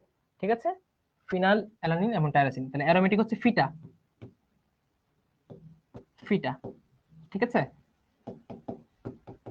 ফিটা না আবার, হ্যাঁ ফিটা। তো ফি দিয়ে হচ্ছে ফিনাইল, অ্যালানিন, টা দিয়ে হচ্ছে টাইরোসিন, এটা হচ্ছে অ্যারোমেটিক। হেটারোসাইক্লিক কারা বলতো, যারা অ্যালিফেটিকও না অ্যারোমেটিকও না, সম্পূর্ণ ডিফারেন্ট, আলাদা জগতের তারা বাসিন্দা, ওরা হচ্ছে হেটারোসাইক্লিক। ঠিক আছে, উদাহরণ কি, ট্রিপ্টোফ্যান, প্রোলিন, হিস্টিডিন, খুব important. Tryptophan, proline, histidine. TPH, TPH, এই টিপিএইচটা হচ্ছে তোমার হেটারোসাইক্লিক। ফিটা হচ্ছে তোমার aromatic, phenyl, alanine and tyrosine. TPH, tryptophan, P তে প্রোলিন, হিস্টিডিনের এইচ এর এইচ। এই টিপিএস হচ্ছে তোমার হেটারোসাইক্লিক। এখান থেকে তোমার এই অবজেক্টিভ হিসেবে এগুলাই জানতে হবে। নিচের কোনটি অ্যারোমেটিক অ্যামিনো অ্যাসিড, নিচের কোনটি হেটারোসাইক্লিক অ্যামিনো অ্যাসিড, বা নিচের কোনটি হেটারোসাইক্লিক অ্যামিনো অ্যাসিড নয়। আমি তোকে অপশন দিলাম, option A tryptophan, option B proline, option C histidine, option D দিলাম ধরো ফিনাইল অ্যালানিন। তুমি জানো ভাই ক্লাসে বলছে ফিনাইল অ্যালানিন হচ্ছে অ্যারোমেটিক, যেটা হেটারোসাইক্লিক নয়। তাহলে আমার আনসার হবে ফিনাইল অ্যালানিন। যদি কোশ্চেনটা হয় নিচের কোনটি হেটারোসাইক্লিক অ্যামিনো অ্যাসিড নয়। সবাই আমার সাথে বলবা লাস্টবারের মতো। অ্যারোমেটিক হচ্ছে ফিনাইল অ্যালানিন এবং টাইরোসিন। ফিটা। হেটারোসাইক্লিক অ্যামিনো অ্যাসিড হচ্ছে ট্রিপ্টোফ্যান, প্রোলিন, হিস্টোডিন, টিপিএইচ। আর অ্যালিফেটিকটা আমরা মাথায় রাখবো না, এগুলা বাদে যা আছে সব অ্যালিফেটিক। আচ্ছা, এখন চলো অত্যাবশ্যক অ্যামিনো অ্যাসিড 8টি। একদিন বলছে ভাই অত্যাবশ্যক অ্যামিনো অ্যাসিড নাম মুখস্থ করতে হবে, এই 8টা নাম মুখস্থ করতে হবে। প্রথমত জানি, দেখো অত্যাবশ্যক অ্যামিনো অ্যাসিড কারা? ওরাই যারা বডিতে তৈরি হয় না, বডি তৈরি করতে পারে না, বডি তৈরি করতে পারে না এমন কিছু অসম্পৃক্ত অ্যামিনো অ্যাসিড। অসম্পৃক্ত, হ্যাঁ, অসম্পৃক্ত। অত্যাবশ্যক গুলো হয় অসম্পৃক্ত। যেহেতু বডি তৈরি করতে পারে না, তোমাকে অবশ্যই খাবারের মাধ্যমে সেগুলো গ্রহণ করতে হয়। ঠিক আছে, খাবারের মাধ্যমে গ্রহণ করতে হয়। এগুলো হচ্ছে অত্যাবশ্যক অ্যামিনো অ্যাসিড। একজন প্রাপ্তবয়স্কতে অত্যাবশ্যকীয় অ্যামিনো অ্যাসিড থাকে তোমার 8টি। কয়টি? 8টি। আর বাচ্চাকালে পুষ্টি বেশি দরকার, তখন অত্যাবশ্যকীয় অ্যামিনো অ্যাসিড থাকে 10টি। বাচ্চায় থাকে 10টি। ঠিক আছে, বাচ্চায় থাকে 10টি। এখন 10টা নাম মুখস্থ করতে হবে, কারণ পরীক্ষাতে কোশ্চেন আসে ভাইয়া যে নিচের কোনটি অত্যাবশ্যকীয় অ্যামিনো অ্যাসিড নয়, বা নিচের কোনটি অত্যাবশ্যকীয় অ্যামিনো অ্যাসিড, এটা কেমন মনে রাখবে। দেখো, তোমরা অনেক সময় যে রাস্তায় আসা যাওয়া করো, তখন দেখো না লেখা থাকে এই, বা ট্রাকের নিচে অমুক প্রাইভেট লিমিটেড। খেয়াল করবে, প্রাইভেট এমনি থাকে, পিভিটি এমনি লেখা থাকে প্রাইভেট। ঠিক আছে, আমরা একটা ছড়া দিয়ে মনে রাখবো, একটা নেমোনিক দিয়ে মনে রাখবো যে অত্যাবশ্যকীয় অ্যামিনো অ্যাসিড আমরা কেমনে মনে রাখবো। আমরা মনে রাখবো হচ্ছে প্রাইভেট, পিভিটি, প্রাইভেট, টিম, টিআইএম, হল, HALL, মানে একটা প্রাইভেট হল যার নাম হচ্ছে টিম, ফরেনার। ঠিক আছে, প্রাইভেট টিম হল। এখানে দেখো 10টা লেটার আছে, 10টা লেটার তোমার 10টা অ্যামিনো অ্যাসিডকে নির্দেশ করবে। আসলে আমরা ওয়ান বাই ওয়ান দেখি। এই পি দিয়ে হচ্ছে তোমার প্রোলিন, পি দিয়ে কি? প্রোলিন। ভি দিয়ে ভ্যালিন, বাংলা লিখি, ভি দিয়ে হচ্ছে তোমার ভ্যালিন। টি দিয়ে PVT, P proline, V valine. T দিয়ে হচ্ছে তোমার থ্রিওনিন, থ্রিওনিন,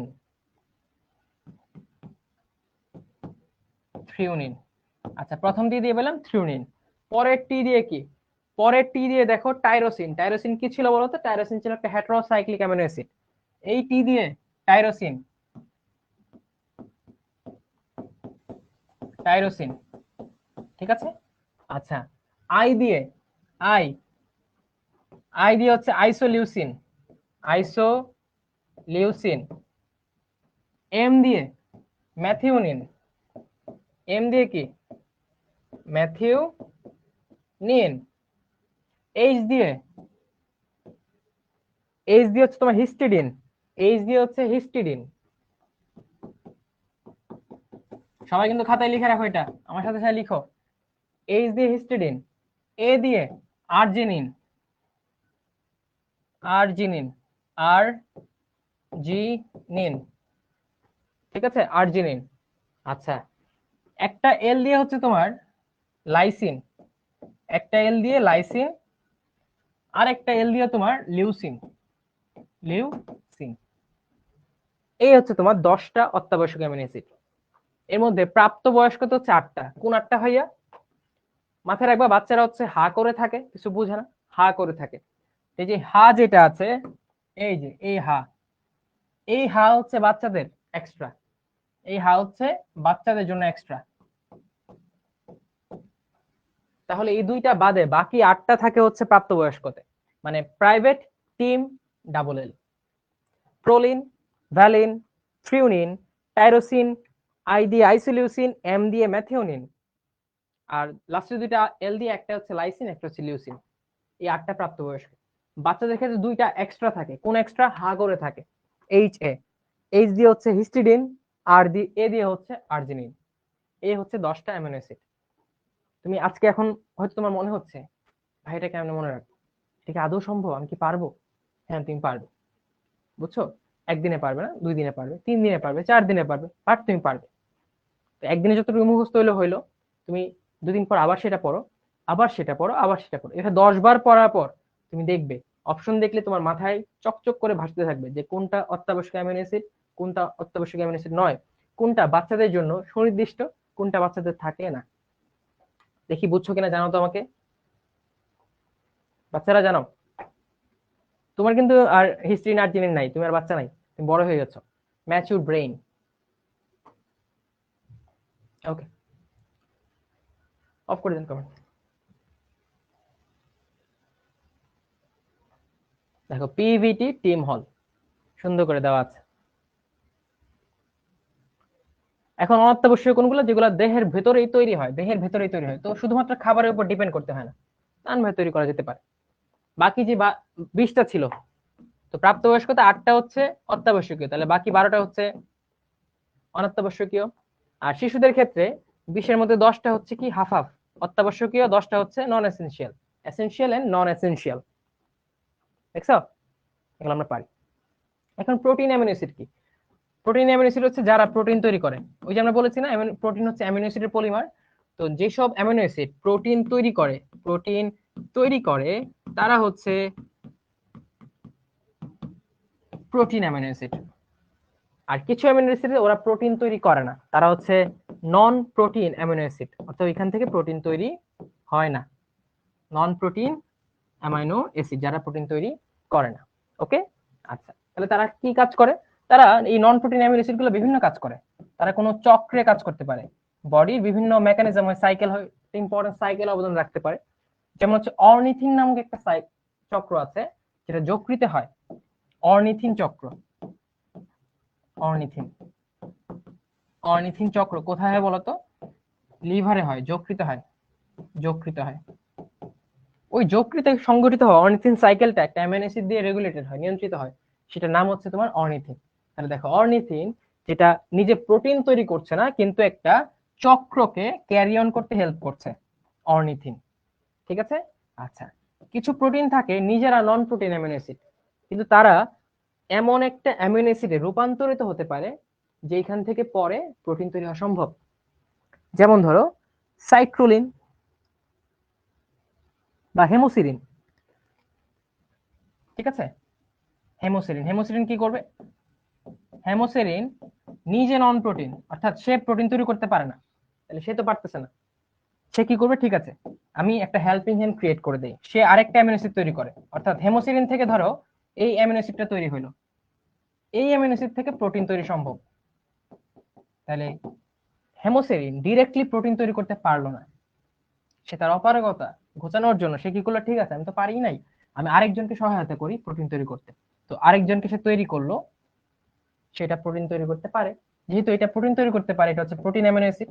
তাহলে কিছু নন প্রোটিন অ্যামিনো অ্যাসিড চক্রে হেল্প করে, কিছু নন প্রোটিন অ্যামিনো অ্যাসিড অন্য একটা প্রোটিন অ্যামিনো অ্যাসিড তৈরিতে হেল্প করে। এছাড়া আরো নন প্রোটিন অ্যামিনো অ্যাসিড আছে, সাইট্রোলিন, সাইট্রোলিন, সাইট্রোলিন। ঠিক আছে, আরেকটা অ্যামিনো অ্যাসিড খুবই বিরল, খুবই বিরল, খুবই কম পাওয়া যায়, ওটা কি বলতো? Hydroxy, hydroxy propene, hydroxy propene. ঠিক আছে, হাইড্রোক্সি প্রোটিন, এটা হচ্ছে খুবই বিরল, পাওয়া যায় না বললেই চলে। তাহলে আমরা জানলাম প্রোটিন তৈরির উপর ভিত্তি করে দুই রকম, প্রোটিন অ্যামিনো অ্যাসিড যারা প্রোটিন তৈরি করে, নন প্রোটিন অ্যামিনো অ্যাসিড যারা প্রোটিন তৈরি করতে পারে না। যারা পারে না ওরা কি বসে থাকে না, ওরা কোনো না কোনো কাজ করবে। কি করবে? হয়তো চক্রে হেল্প করবে, অর্নিথিন চক্রে অর্নিথিন অ্যামিনো অ্যাসিড হেল্প করে, যে চক্রটা যকৃতে হয়, এবং এই চক্রের মূল উদ্দেশ্য হচ্ছে ইউরিয়া তৈরি করা। এই চক্রের মূল উদ্দেশ্য ইউরিয়া তৈরি করা। ওকে, করলাম। হেমোসিরিন যে নিজে তৈরি করতে পারে না প্রোটিন, কিন্তু সে অন্য আরেকটা অ্যামিনো অ্যাসিড তৈরি করতে পারে যেখান থেকে প্রোটিন তৈরি হওয়া সম্ভব। So homoserine itself is a non-protein amino acid, but it can produce another protein amino acid which can produce protein later. Citrulline আরেকটা non protein amino acid, and hydroxyproline যে হচ্ছে খুবই রেয়ার, পাওয়া যায় না বললেই চলে, এই জন্য হচ্ছে বিরল অ্যামিনো অ্যাসিড হচ্ছে হাইড্রোক্সিপ্রোপিন। এই যে অপ্রোটিন সুন্দর করে আছে।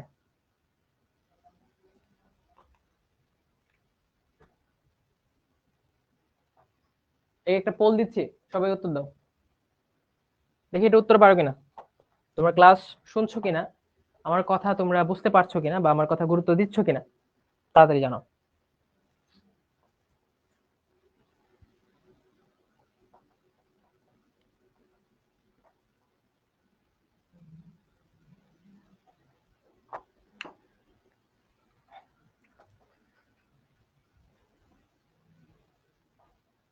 দেখি ফেসবুকে কেউ কমেন্ট করছো কিনা।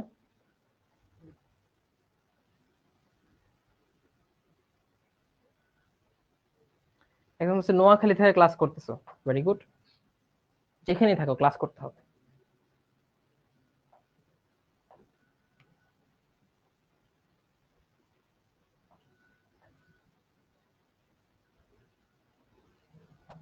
এই চ্যাপ্টার কেমিস্ট্রি হলে ভালো হইতো, বায়োলজিতে কেন? কারণ এই যে জীবের ভেতরে হচ্ছে, এই জন্য বায়োলজিতে। এই যে আমার উইনারদের লিস্ট চলে আসছে, উইনার উইনার চিকেন ডিনার।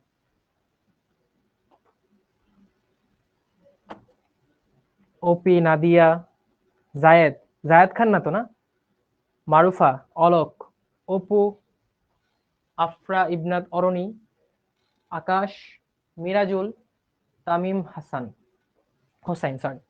তো কংগ্রেচুলেশন, তোমরা সঠিক উত্তর দিয়েছো। আমরা মাত্র এটা পড়লাম, কি পড়লাম দেখো, আমরা পড়লাম যে কোনটি non protein amino acid. Methionine, tyrosine, arginine, এগুলো হচ্ছে প্রোটিন অ্যামিনো অ্যাসিড। আমাদের আনসার হচ্ছে অর্নিথিন, যেটা একটা নন প্রোটিন অ্যামিনো অ্যাসিড, যেটা কি করে, অর্নিথিন চক্রে হেল্প করে, অর্নিথিন চক্রে হেল্প করে। আর অর্নিথিন চক্র কোথায় হয় বলতো? অর্নিথিন চক্র হয় যকৃতে। অর্নিথিন চক্রে কি তৈরি হয় বলো? ইউরিয়া। তাহলে দেখো এখান থেকে কতগুলো কোশ্চেন হতে পারতে পারো। ঠিক আছে, কমেন্ট জুম হবে। এখন চলে পোলার অ্যামিনো অ্যাসিড, নন পোলার অ্যামিনো অ্যাসিড, এগুলো এত লাগবে না। ঠিক আছে, এত লাগবে না। যেটা লাগবে সেটা হচ্ছে এই যে সিস্টিন, একটা অ্যামিনো অ্যাসিড আছে, কই কই খুঁজে বের করে আসো।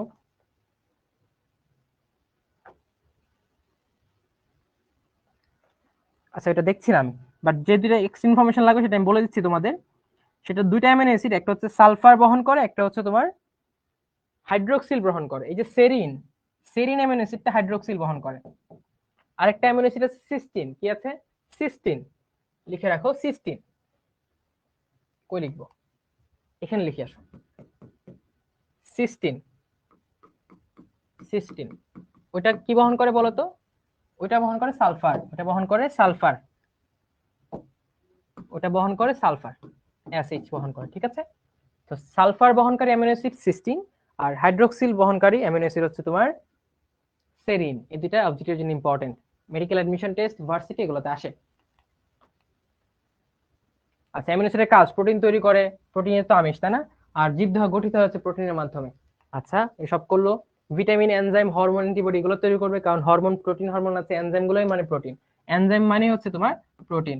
অল দ্য এনজাইমস আর প্রোটিন, অল দ্য এনজাইমস আর protein, okay, or protein associated compound. Antibody, সবগুলো অ্যামিনো অ্যাসিড তৈরি হবে। ইউরিয়া তৈরি বলছি, ইউরিয়া তৈরি কই হয় বলতো? ইউরিয়া তৈরি হয় অর্নিথিন সাইকেলের মাধ্যমে। অর্নিথিন সাইকেলের মাধ্যমে যকৃতে তৈরি হয় ইউরিয়া। ওকে, রোগ প্রতিরোধ ক্ষমতা বৃদ্ধি। রোগ প্রতিরোধ ক্ষমতার জন্য তোমার কি দরকার? অ্যান্টিবডি দরকার। আর অ্যান্টিবডি গুলাই হচ্ছে তোমার প্রোটিন। আর প্রোটিন তৈরি হয় কি? অ্যামিনো অ্যাসিডের মাধ্যমে। তাহলে অ্যামিনো অ্যাসিড রোগ প্রতিরোধ ক্ষমতা বৃদ্ধি করবে, পিএইচ নিয়ন্ত্রণ করবে। খেয়াল করো, এটা বুঝছো? পিএইচ নিয়ন্ত্রণ, যারা পিএইচ নিয়ন্ত্রণ করে তাদের বলা হচ্ছে বাফার দ্রবণ, তাদের বলা হচ্ছে বাফার, তাদের বলা হয় বাফার। তুমি অলরেডি জানো যে অ্যামিনো অ্যাসিডে সিওএইচ থাকে, যেটা থেকে সিও মাইনাস বলা যায়, সি আর এইচ। এখানে ক্ষার NH3+, এই দুটার আয়ন। তাহলে খেয়াল করো, এখানে তুমি যদি খানিকটা অম্ল দাও, মানে H+ দাও, H+ কিন্তু এটা যোগ গ্রহণ করে ফেলতে পারবে। মানে তুমি একটা H+ দিলা, সেটা মুক্ত হয়ে ঘুরতে পারবে না, সেটাকে আলটিমেটলি CO- গ্রহণ করে ফেলবে, মানে অম্লত্ব বাড়তে দিবে না। আবার ধরো তুমি কিছু ক্ষার এড করলা, কিছু ক্ষার এড করলা, ক্ষার এড করলে কি হবে? এইখান থেকে একটা H+ এক্সট্রা আছে না, এই H+টার গিয়ে ক্ষারের OH এর সাথে বিক্রিয়া করে ফেললো, বিক্রিয়া করে সেটা পানি উৎপন্ন করলো এবং নিষ্ক্রিয় করে দিল। এইভাবে অ্যামাইনো অ্যাসিড কি করতে পারে? বিভিন্ন সামান্য অম্ল এবং ক্ষারের যে পরিবর্তনের মান, সেটাকে নিয়ন্ত্রণ করতে পারে। বুঝছো? এই জন্য এটা বলেছে বাফার। সোজা কথা মনে রাখো, অ্যামিনো অ্যাসিড হচ্ছে একটা বাফার দ্রবণ, মানে বাফার যৌগ। বাফার যৌগ কোনটা? বাফার মানে হচ্ছে যারা ইউটিউবের বাফারিং না, বাফার মানে হচ্ছে তোমার পিএইচ নিয়ন্ত্রণ করার ক্ষমতা যাদের আছে তারা হচ্ছে বাফার। তারপর চুল এবং চোখের করয়েড মেলানিন সৃষ্টি, কারণ মেলানিন হচ্ছে একটা প্রোটিন, আর প্রোটিন মানেই হচ্ছে আমার অ্যামিনো অ্যাসিড লাগবে। ঠিক আছে, এখন চলে আসি প্রোটিন বা আমিষে চলে আসি। প্রোটিন তো আমরা বললাম তাই না, প্রোটিন যদি বলি আসলে লিখি অ্যামিনো অ্যাসিডের, অর্থাৎ অ্যামিনো অ্যাসিড সমূহ পেপটাইড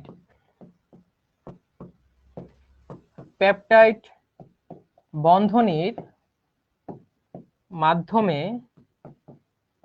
যুক্ত হয়ে যে পলিপেপটাইড চেইন তৈরি করে, যেখানে মিনিমাম 51টি অ্যামিনো অ্যাসিড আছে এবং 50টি পেপটাইড বন্ড আছে, তাকে বলা হচ্ছে প্রোটিন। তাকে বলা হয় প্রোটিন, তাই না? আচ্ছা, প্রোটিন শব্দটা আসছে তোমার ল্যাটিন প্রোটিওস থেকে। কোত্থেকে আসছে? প্রোটিওস। প্রোটিওস থেকে আসছে প্রোটিনটা, প্রোটিওস। প্রোটিওস মানে হচ্ছে সব থেকে গুরুত্বপূর্ণ, মানে সব থেকে গুরুত্বপূর্ণ। তো বুঝতে পারছো, এটা তার নামের যে মাহাত্ম এটা নিজের মধ্যেই ক্যারি করে, তাই না? সব থেকে গুরুত্বপূর্ণ। We say that protein is the language of life. For any kind of expression of our characteristic, protein is a must. যে কোনো বৈশিষ্ট্যের জন্য, বৈশিষ্ট্য প্রকাশের জন্য প্রোটিন লাগবেই। ঠিক আছে, তো যেহেতু প্রোটিন লাগছে সব বৈশিষ্ট্য প্রকাশের জন্য, প্রোটিন ছাড়া there is no expression of characteristics, so protein is the most vital part of our body। মানে প্রোটিন হচ্ছে সবথেকে গুরুত্বপূর্ণ। তাহলে যে ভদ্রলোক প্রোটিওস থেকে প্রোটিনের নামকরণ করেছেন, সে যথার্থভাবে নামকরণ করেছেন। এই নামকরণটা কে করেছেন বলতো? জি মুল্ডার। ঠিক আছে, জি মুল্ডার সর্বপ্রথম এই প্রোটিন শব্দটি প্রয়োগ করেন ইন 1839। জি মুল্ডার, এগুলো আছে দেখবা। এই দেখো অ্যামিনো অ্যাসিড, এখনো পানি চলে গেল, পানি চলে গিয়ে যে পেপটাইড বন্ড, পেপটাইড বন্ডের মাধ্যমে সে আলটিমেটলি প্রোটিন তৈরি করলো। তাহলে আমি বলতে পারি অ্যামিনো অ্যাসিডের পলিমার হচ্ছে প্রোটিন। আর জীবদেহে শুষ্ক ওজনের কত পার্সেন্ট প্রোটিন বলতো? 50% প্রোটিন। কথা খেয়াল করো, শুষ্ক ওজন মানে সব পানি বাদ দিয়ে হিসাব করলে যেটা হবে সেটা হচ্ছে শুষ্ক ওজন। আর যদি পানি সহ হিসাব করো সেই ক্ষেত্রে জীবদেহে তো সব ম্যাক্সিমাম পানিই থাকে, তাই না? কারণ প্রোটোপ্লাজমে 70 to 90% ওয়াটার, তো সবকিছু পানিতেই আছে, তো সেই ক্ষেত্রে পানি বেশি হবে। কিন্তু যখন শুষ্ক অর্থাৎ পানি বাদে হিসাব করব, ওই শুষ্ক ওজনের 50% হচ্ছে প্রোটিন। আচ্ছা, তোমরা যে কার্বোহাইড্রেট যে পড়ছো, মনে হয় প্রথম দিকে প্রথম লেকচারে পড়েছে, ওই কার্বোহাইড্রেট যে পড়েছো এখান থেকে আমাকে একটা কোশ্চেন উত্তর দিতে পারবে যে উদ্ভিদের শুষ্ক ওজনের কত পার্সেন্ট কার্বোহাইড্রেট? আমি কয়েকটা অপশন দিচ্ছি তোমাকে।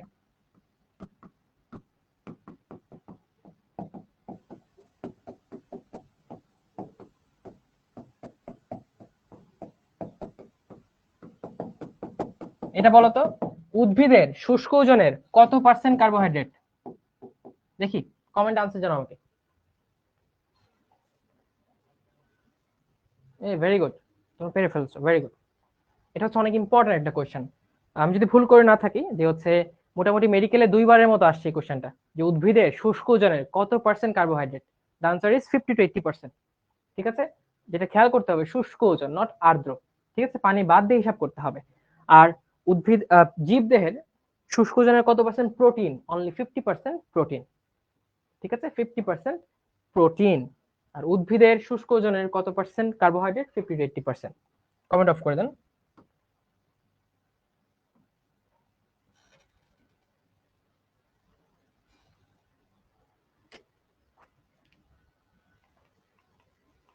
প্রোটিনের গঠন চলে আসে।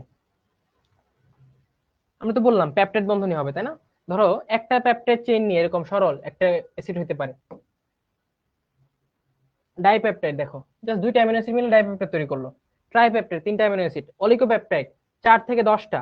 যখন পলিপেপটাইড হবে অর্থাৎ 50-এরও অধিক অ্যামিনো অ্যাসিড হবে, যেখানে মিনিমাম 50টা পেপটাইড থাকবে, তখন তৈরি হবে পলিপেপটাইড। আর এই পলিপেপটাইড চেইনই হচ্ছে তোমার এক একটা প্রোটিন, এক একটা প্রোটিন। এখন এক একটা প্রোটিনে একাধিক পলিপেপটাইড থাকতে পারে বা একটা পলিপেপটাইড থাকতে পারে। ঠিক আছে, এখন দেখো, এই দেখো আমরা বলেছি প্রোটিন মানে পলিপেপটাইড চেইন। তাহলে দেখো লাইসোজাইম, লাইসোজাইম হচ্ছে একটা এনজাইম যেটা তোমার চোখের পানি, চোখের পানি, নাকের পানি, তারপর লালা রস, এইসব জায়গায় থাকে। এই লাইসোজাইমটা কি করে বলতো? এই লাইসোজাইম হচ্ছে ব্যাকটেরিয়াকে কিল করে, ব্যাকটেরিয়া নাশক। এই লাইসোজাইম হচ্ছে তোমার ব্যাকটেরিয়া নাশক একটা এনজাইম। তাহলে যেহেতু এনজাইম, আমরা বলেছি এনজাইম মানে হচ্ছে প্রোটিন, এনজাইমস আর প্রোটিন। তো লাইসোজোমটা হচ্ছে একটা প্রোটিন, যেহেতু প্রোটিন তাহলে পলিপেপটাইড চেইন, কয়টা পলিপেপটাইড চেইন থাকবে? There will be only one polypeptide chain. দেখো একলা, একটা পলিপেপটাইড চেইন লাইসোজোম একলা। আচ্ছা, হতে পারে দুইটা পলিপেপটাইড চেইন মিলেও একটা প্রোটিন তৈরি হতে পারে। দেখো দুইটা থাকে ইন্টিগ্রিন দুই। আচ্ছা, হতে পারে তিনটা পলিপেপটাইড চেইন মিলে, মানে ধরো এটা একটা পলিপেপটাইড, এটা একটা পলিপেপটাইড, এটা একটা পলিপেপটাইড, এই তিনটা পলিপেপটাইড চেইন মিলে একটা প্রোটিন হতে পারে। সেটা কি? কোলাজেন। তিন কোনা, মনে রাখতে পারো, তিন কোনা, তিন কোলা বা কোনা, কোলাজেন, তিনটা পলিপেপটাইড চেইন থাকে কোলাজেনে। হতে পারে চারটা পলিপেপটাইড চেইন, ধরো এটা একটা পলিপেপটাইড চেইন, এটা একটা পলিপেপটাইড চেইন, এটা একটা পলিপেপটাইড চেইন, এটা একটা পলিপেপটাইড চেইন, এরকম চারটা পলিপেপটাইড চেইন নিয়ে একটা প্রোটিন হতে পারে, যেটা হচ্ছে হিমোগ্লোবিন। তোমরা দেখেছো হিমোগ্লোবিন এরকম থাকে, এটা একটা ধরো, তারপরে এই পাশে একটা ধরো এরকম, এটা ধরো এরকম, এটা ধরো এরকম, এরকম চারটা পলিপেপটাইড চেইন মিলে একটা হিমোগ্লোবিন তৈরি হয়। প্রত্যেকটার মধ্যে কি থাকে তোমরা জানো? হিম এবং গ্লোবিন থাকে, তাই না? হিমের মধ্যে থাকে আয়রন 2+, আয়রন 2+ হচ্ছে অক্সিজেন, অক্সিহিমোগ্লোবিন রূপে ক্যারি করে, কোষে নিয়ে যায়, তাই না? তো বিভিন্ন পলিপেপটাইড চেইনের সংখ্যা থাকতে পারে এক একটা প্রোটিনে। একটা পলিপেপটাইড নিয়েও এনজাইম বা প্রোটিন হতে পারে, দুইটা পলিপেপটাইড নিয়েও প্রোটিন হতে পারে, তিনটা নিয়েও হতে পারে, চারটা নিয়ে হতে পারে। চারটা নিয়ে কোনটা হয়? হিমোগ্লোবিন হয়, যেটা একটা প্রোটিন যেটা হিম এবং গ্লোবিন দিয়ে তৈরি, যেটা একটা যুগ্ম প্রোটিন। আমরা পরে দেখবো যুগ্ম প্রোটিন কি জিনিস। ঠিক আছে, তো এখান থেকে এই এক্সাম্পল গুলো খুবই ইম্পর্টেন্ট, যে কোন প্রোটিনে কয়টা পলিপেপটাইড চেইন আছে। প্রোটিনের বৈশিষ্ট্য দেখো, প্রোটিনে তো এই যে অ্যামিনো অ্যাসিড, যেহেতু কার্বন থাকবে, হাইড্রোজেন থাকবে, ব্লা ব্লা এগুলো থাকবে, অম্লীয় ক্ষারীয় গ্রুপ থাকে, এই জন্য অ্যামফোটেরিক। আমরা অলরেডি বলে ফেলছি অ্যামফোটেরিক কেন, যেটা অম্ল এবং ক্ষার দুইটা হিসেবে কাজ করতে পারে, এটা অ্যামফোটেরিক, আমরা অলরেডি ব্যাখ্যা করে ফেলেছি। প্রোটিন সাধারণত তড়িৎধর্মী এবং বাফার হিসেবে কাজ করে। কেন বাফার হিসেবে কাজ করে এটা বলেছি, কারণ যেহেতু অম্ল এবং ক্ষার দুইটাকে ধারণ করার ক্ষমতা তার মধ্যে আছে, তো সেহেতু H+ এক্সট্রা চলে আসলে সে H+ কে গ্রহণ করে অম্লত্বকে প্রশমিত করে ফেলতে পারে। যদি ক্ষার দাও, সামান্য ক্ষার দিলে সেই ক্ষারটা, অর্থাৎ ক্ষার থেকে আসা হাইড্রোক্সিলকে গ্রহণ করে সে ক্ষারত্বকে প্রশমিত করে ফেলতে পারে। দ্যাটস ওয়াই, যেহেতু অম্ল এবং ক্ষার এর মধ্যে ব্যালেন্স করার ক্ষমতা তার আছে, এই জন্য প্রোটিনকে বলা হচ্ছে বাফার। প্রোটিনকে বলা হয় বাফার। পোলার মানে কি? দুইটা পোল থাকে, ধনাত্মক হতে পারে, ঋণাত্মক হতে পারে। খেয়াল করো, আমরা বলেছিলাম CO- একটা ঋণাত্মক পোল, NH3+ একটা ধনাত্মক পোল। তাহলে যেরকম পোলার যেহেতু আছে, মানে পোলারিটি আছে, পজিটিভ এবং নেগেটিভ সাইড যেহেতু আছে, এটা পোলার দ্রাবক, পানিতে দ্রবীভূত হবে, অ্যাসিড এবং ক্ষারে দ্রবণীয়। কিন্তু অ্যালকোহল যেটা একটা অপোলার দ্রাবক, আমরা বলেছিলাম জৈব দ্রাবক গুলা হচ্ছে অপোলার, হতে পারে অ্যালকোহল, হতে পারে ইথার, হতে পারে অ্যাসিটন, এগুলো হচ্ছে জৈব দ্রাবক। আর পানি তো অজৈব যৌগ, তুমি জানো। তো যেগুলো পোলার দ্রাবক সেগুলোতে দ্রবীভূত হবে, যেগুলো অপোলার দ্রাবক, basically the organic solvents, that is জৈব দ্রাবক, সেই ক্ষেত্রে হবে অদ্রবণীয়। আর প্রোটিনের পরিবর্তন সম্ভব ভৌত এবং রাসায়নিক প্রক্রিয়ায়। খেয়াল করো, তুমি সকালে যদি ডিম খেয়ে থাকো, ডিমটা যখন তাপ দেওয়া হয়, ডিমের নরম অংশগুলা শক্ত হয়ে যায়। আর তোমরা জানো ডিমে দুই ধরনের প্রোটিন থাকে, অ্যালবুমিন আর গ্লোবিউলিন। তাহলে দেখো, যে ভৌত অবস্থা পরিবর্তন করলাম, তাপ দিলাম, সেক্ষেত্রে কি প্রোটিনের যে নেচার বা প্রকৃতি বা আকৃতি বা কি বলে ক্যারেক্টারিস্টিক, সেটা চেঞ্জ হয়ে গেল। তাহলে ভৌত অবস্থার মাধ্যমে বা ভৌত পরিবর্তনের মাধ্যমে প্রোটিনের পরিবর্তন করা সম্ভব। আচ্ছা, আবার ধরো তুমি একটা রাসায়নিক প্রক্রিয়া করলা, সেখানে কোনো একটা ক্ষার দিলা, ক্ষার দিলে কি হবে? প্রোটিনটা ভেঙে যাবে, তার অ্যামিনো অ্যাসিডে ভাগ হয়ে যাবে। আর তুমি পানির সাহায্যে হাইড্রোলাইসিস করলে, একটা কেমিক্যাল রিঅ্যাকশন করলো, যেখানে পানি দিলা, পানির সাহায্যে প্রোটিনটা ভেঙে গেল। তো প্রোটিনটা দেখো ভেঙে গিয়ে কি করলো, সে আলটিমেটলি অ্যামিনো অ্যাসিড রূপান্তরিত হয়ে গেল। অথবা এই প্রোটিন থেকে অন্য কোনো মডিফাইড রূপও পাওয়া যায়, অর্থাৎ রূপান্তরিত প্রোটিনও পাওয়া যেতে পারে। অর্থাৎ প্রোটিনের উপর ভৌত এবং রাসায়নিক পরিবর্তনের প্রভাব বিদ্যমান। তোমরা কি বুঝছো? এই কমেন্ট একটু অন করেন। তোমরা কি বুঝতে পারছো কিনা আমাকে জানাও তো। ওকে জি, ইয়েস, সাবাস। ওকে বন্ধ করে দাও, বন্ধ করে দাও। তোমরা বুঝলে যে আমার এত ভালো লাগে, আমি বলতে পারবো না, এত ভালো লাগে। একে তো তোমরা বুঝতেছো, এটার জন্য ভালো লাগে, প্লাস আমার আরেকবার বলা লাগবে না, এটার জন্য আর বেশি ভালো লাগে। কারণ আমি বলেছি, তোমরা যতক্ষণ না বুঝবা আমি চেষ্টা করবো ততবার বলার। আচ্ছা, এটা দেখি তো, এটা পারো কিনা তোমরা, কতটুকু ভালোভাবে ক্লাস করছে। আমার ব্রিলিয়ান্ট স্টুডেন্টরা দেখি প্রোটিনের আর্দ্র বিশ্লেষণ করে মানে পানির সাহায্যে ভাঙলে বা হাইড্রোলাইসিস করলে কোনটা পাবো?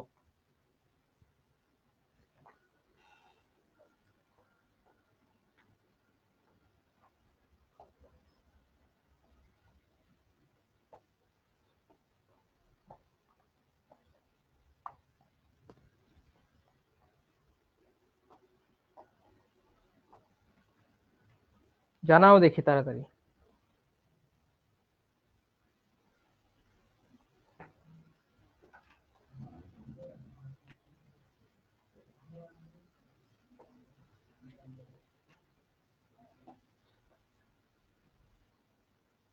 এই যে চলে আসছে উইনারদের লিস্ট। জারিফ, তারপর হচ্ছে রাহি, নাইম ইসলাম, রিফাত, বাইজিৎ, মোহিনী, আদিবা, আদিত্য, হাফসানুর, নাদিয়া খানম। তো তোমাদের নাম লিডার বোর্ডে আসছে। এছাড়াও দেখি তার কতজন আনসার করেছে সঠিক। আচ্ছা, আরো 125 জন সঠিক আনসার করেছো। ঠিক আছে, তো তাদের নাম লিডার বোর্ডে আসে নাই, তারা মন খারাপ করে কিছু নাই। এই তোমাদের কি মনে আছে কমেন্ট অন করে? আমি একদিন বলছিলাম যে একটা ঘটনা শেয়ার করবো তোমাদের সাথে, কিন্তু পরে ক্লাসের সময়ের অভাবে ঘটনাটা শেয়ার করা হয় নাই। ঘটনাটা কি আজকে বলবো?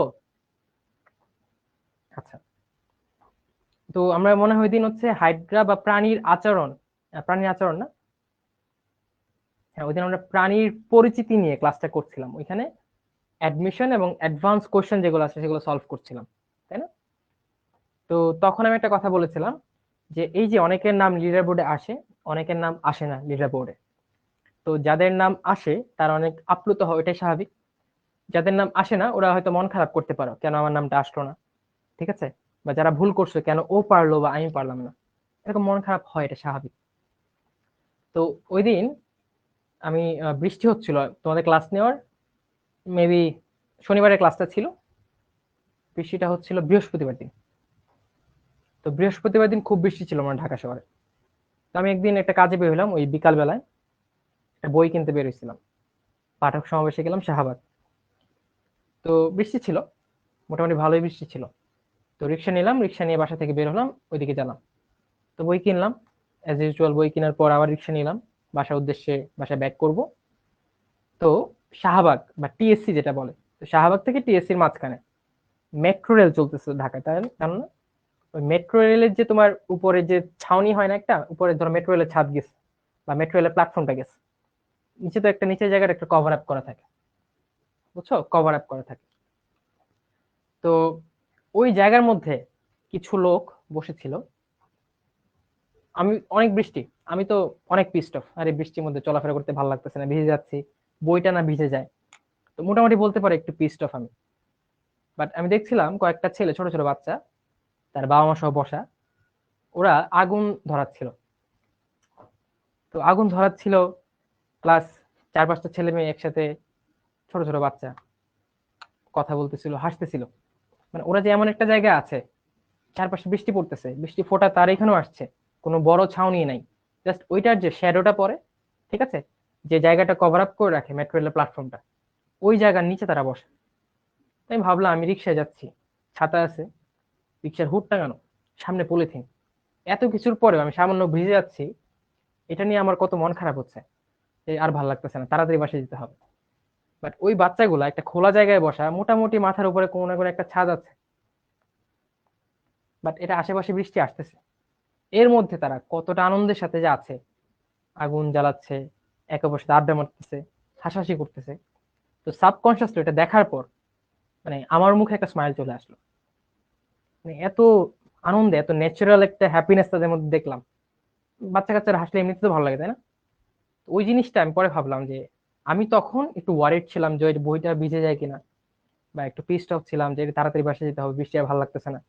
বাট ওই মোমেন্টে যদি খেয়াল করো, আরেকটা গ্রুপের মানুষ তারা কতটা এনজয় করছিল, এবং ওই এনজয়মেন্টটা দেখে লিটারেলি আমি ভুলে গেছি যে বৃষ্টির কারণে যে আমি পিসড অফ ছিলাম, আমারও ভালো লাগলো ওদের স্মাইলটা দেখে। তো সবসময় যে তোমার নিজের মধ্য থেকেই সব থেকে ভালো থাকতে হবে, it's not like that. You can be happy by seeing the others happy, বুঝছো? অন্যের সুখ দেখেও নিজের সুখী হতে হবে। কারণ সবসময় তুমি আত্মকেন্দ্রিক ভাবে থেকে নিজের সফলতায়, নিজের হাসি খুশিতে সুখী থাকতে পারবে না। তোমার মধ্যে অনেক নানান ঝামেলা আসবে, অবস্টেকল আসবে, সেগুলো তোমাকে ক্ষণিকের জন্য মন খারাপের দিকে নিয়ে যাবে। বাট তুমি যদি আশেপাশের পজিটিভ জিনিসগুলো দেখো, আশেপাশের উচ্ছ্বাস, আশেপাশের সুখ, হ্যাপিনেস তোমাকে যদি আনন্দিত করে, তাহলে তোমার ওই ক্রাইসিস মোমেন্টের মধ্যেও তুমি নিজেকে একটু চিয়ার আপ রাখতে পারবে। বুঝছো? তো ওই জিনিসগুলা, এটা খুবই ঠুনকো একটা ঘটনা, বাট ইম্প্যাক্ট কিন্তু অনেক। বুঝছো? আমি এটা ফিল করলাম, তো ভাবলাম তোমাদের বলি। তো তোমাদের অনেক মনে হতে পারে যে লিডার বোর্ডে আমার নামটা কেন আসলো না, ওর নামটা কেন আসলো, এখানে অনেক মন খারাপ হতে পারে। নো, এটা মন খারাপ করার কিছু নেই, তুমি পেরেছো, দ্যাটস ওকে। তোমার অন্য একটা ফ্রেন্ড তোমার আগে পেরেছে, বি হ্যাপি ফর দেম। তোমার টাইমও আসবে। বুঝছো? আপনার টাইম আহেগা, এই টাইপের। তুমিও একসময় লিডার বোর্ডে আসবে। তো অন্য কেউ কেন আসলো এটা ভেবে মন খারাপ করার কিছু নেই। অন্য আসছে, অ্যাপ্রিসিয়েট দেম, তার জন্য খুশি হও, এবং নিজের চেষ্টাটা বাড়িয়ে দাও যে তুমিও আসতে পারো। বুঝছো? কিন্তু মন খারাপ করে কেন ও আসলো, কেন আসলো না, কেন ভাই আমার নামটা বললো, কেন আমার নামটা বললো না, ওর নামটা বললো, এইভাবে মন খারাপের সাইকেলে পড়বা না। বুঝছো? হ্যাপি হও, তোমার ফ্রেন্ডরা ভালো করতেছে, তুমি এত ভালো করা ছেলেদের সাথে পড়তেছো, মেয়েদের সাথে পড়তেছো, ইউ আর লাকি। ওদের থেকে শেখো, আরো নিজের অ্যাটেম্প্ট বাড়িয়ে দাও, ঠিক আছে, প্র্যাকটিস বাড়িয়ে দাও, তখনই ভালো হবে। তো ওইটাই ছিল এই ঘটনাটা।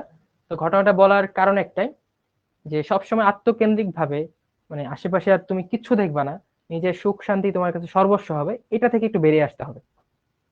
তখন দেখবা তুমি তোমার ক্রাইসিস মোমেন্টেও, তুমি তোমার মানে দুঃখের সময়ের মধ্যেও কিছুটা আনন্দ খুঁজে পাচ্ছ মানুষের থেকে। বুঝছো? আচ্ছা, আজান দিচ্ছে, আমরা 1 মিনিট নীরবতা পালন করি, তারপর আবার বাকিটা শেষ করে নামাজের টাইম দিয়ে দিব।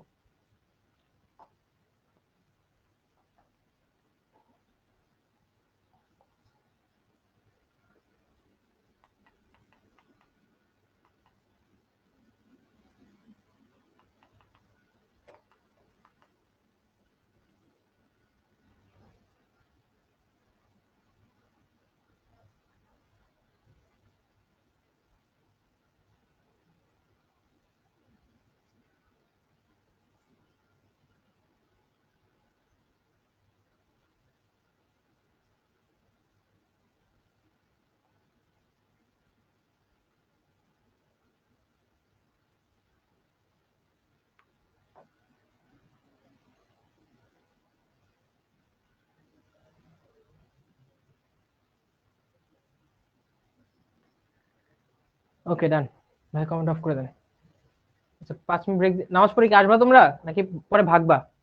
তুমি যদি কথা দাও নামাজ পড়ে আসবা, তাহলে আমি 5 মিনিটের ব্রেক দিই, ঠিক আছে?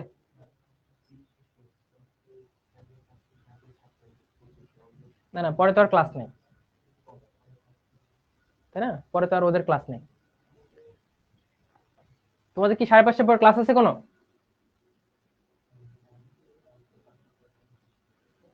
আচ্ছা ঠিক আছে, তোমাদের ক্লাস আছে, তাহলে নামাজের ব্রেকটা পরে দিই। আমরা এটা শেষ করে নিই, তারপর নামাজের ব্রেকটা দিই, হ্যাঁ? আর 10 মিনিটের মধ্যে শেষ হয়ে যাবে, তখন আমরা নামাজের ব্রেক দিয়ে দিব, হ্যাঁ? 5:30 শেষ হবে, নামাজ পড়ে ফেলবো তখন। ওকে। আচ্ছা, প্রোটিনের শ্রেণীবিভাগে চলে আসি। কাজের ভিত্তিতে প্রোটিন 2 প্রকার। কি কাজ করে? এটা কি কোনো কিছু গঠন করছে, নাকি কোনো দাঁড়াও, এটা ভুল আসছে বানানটা।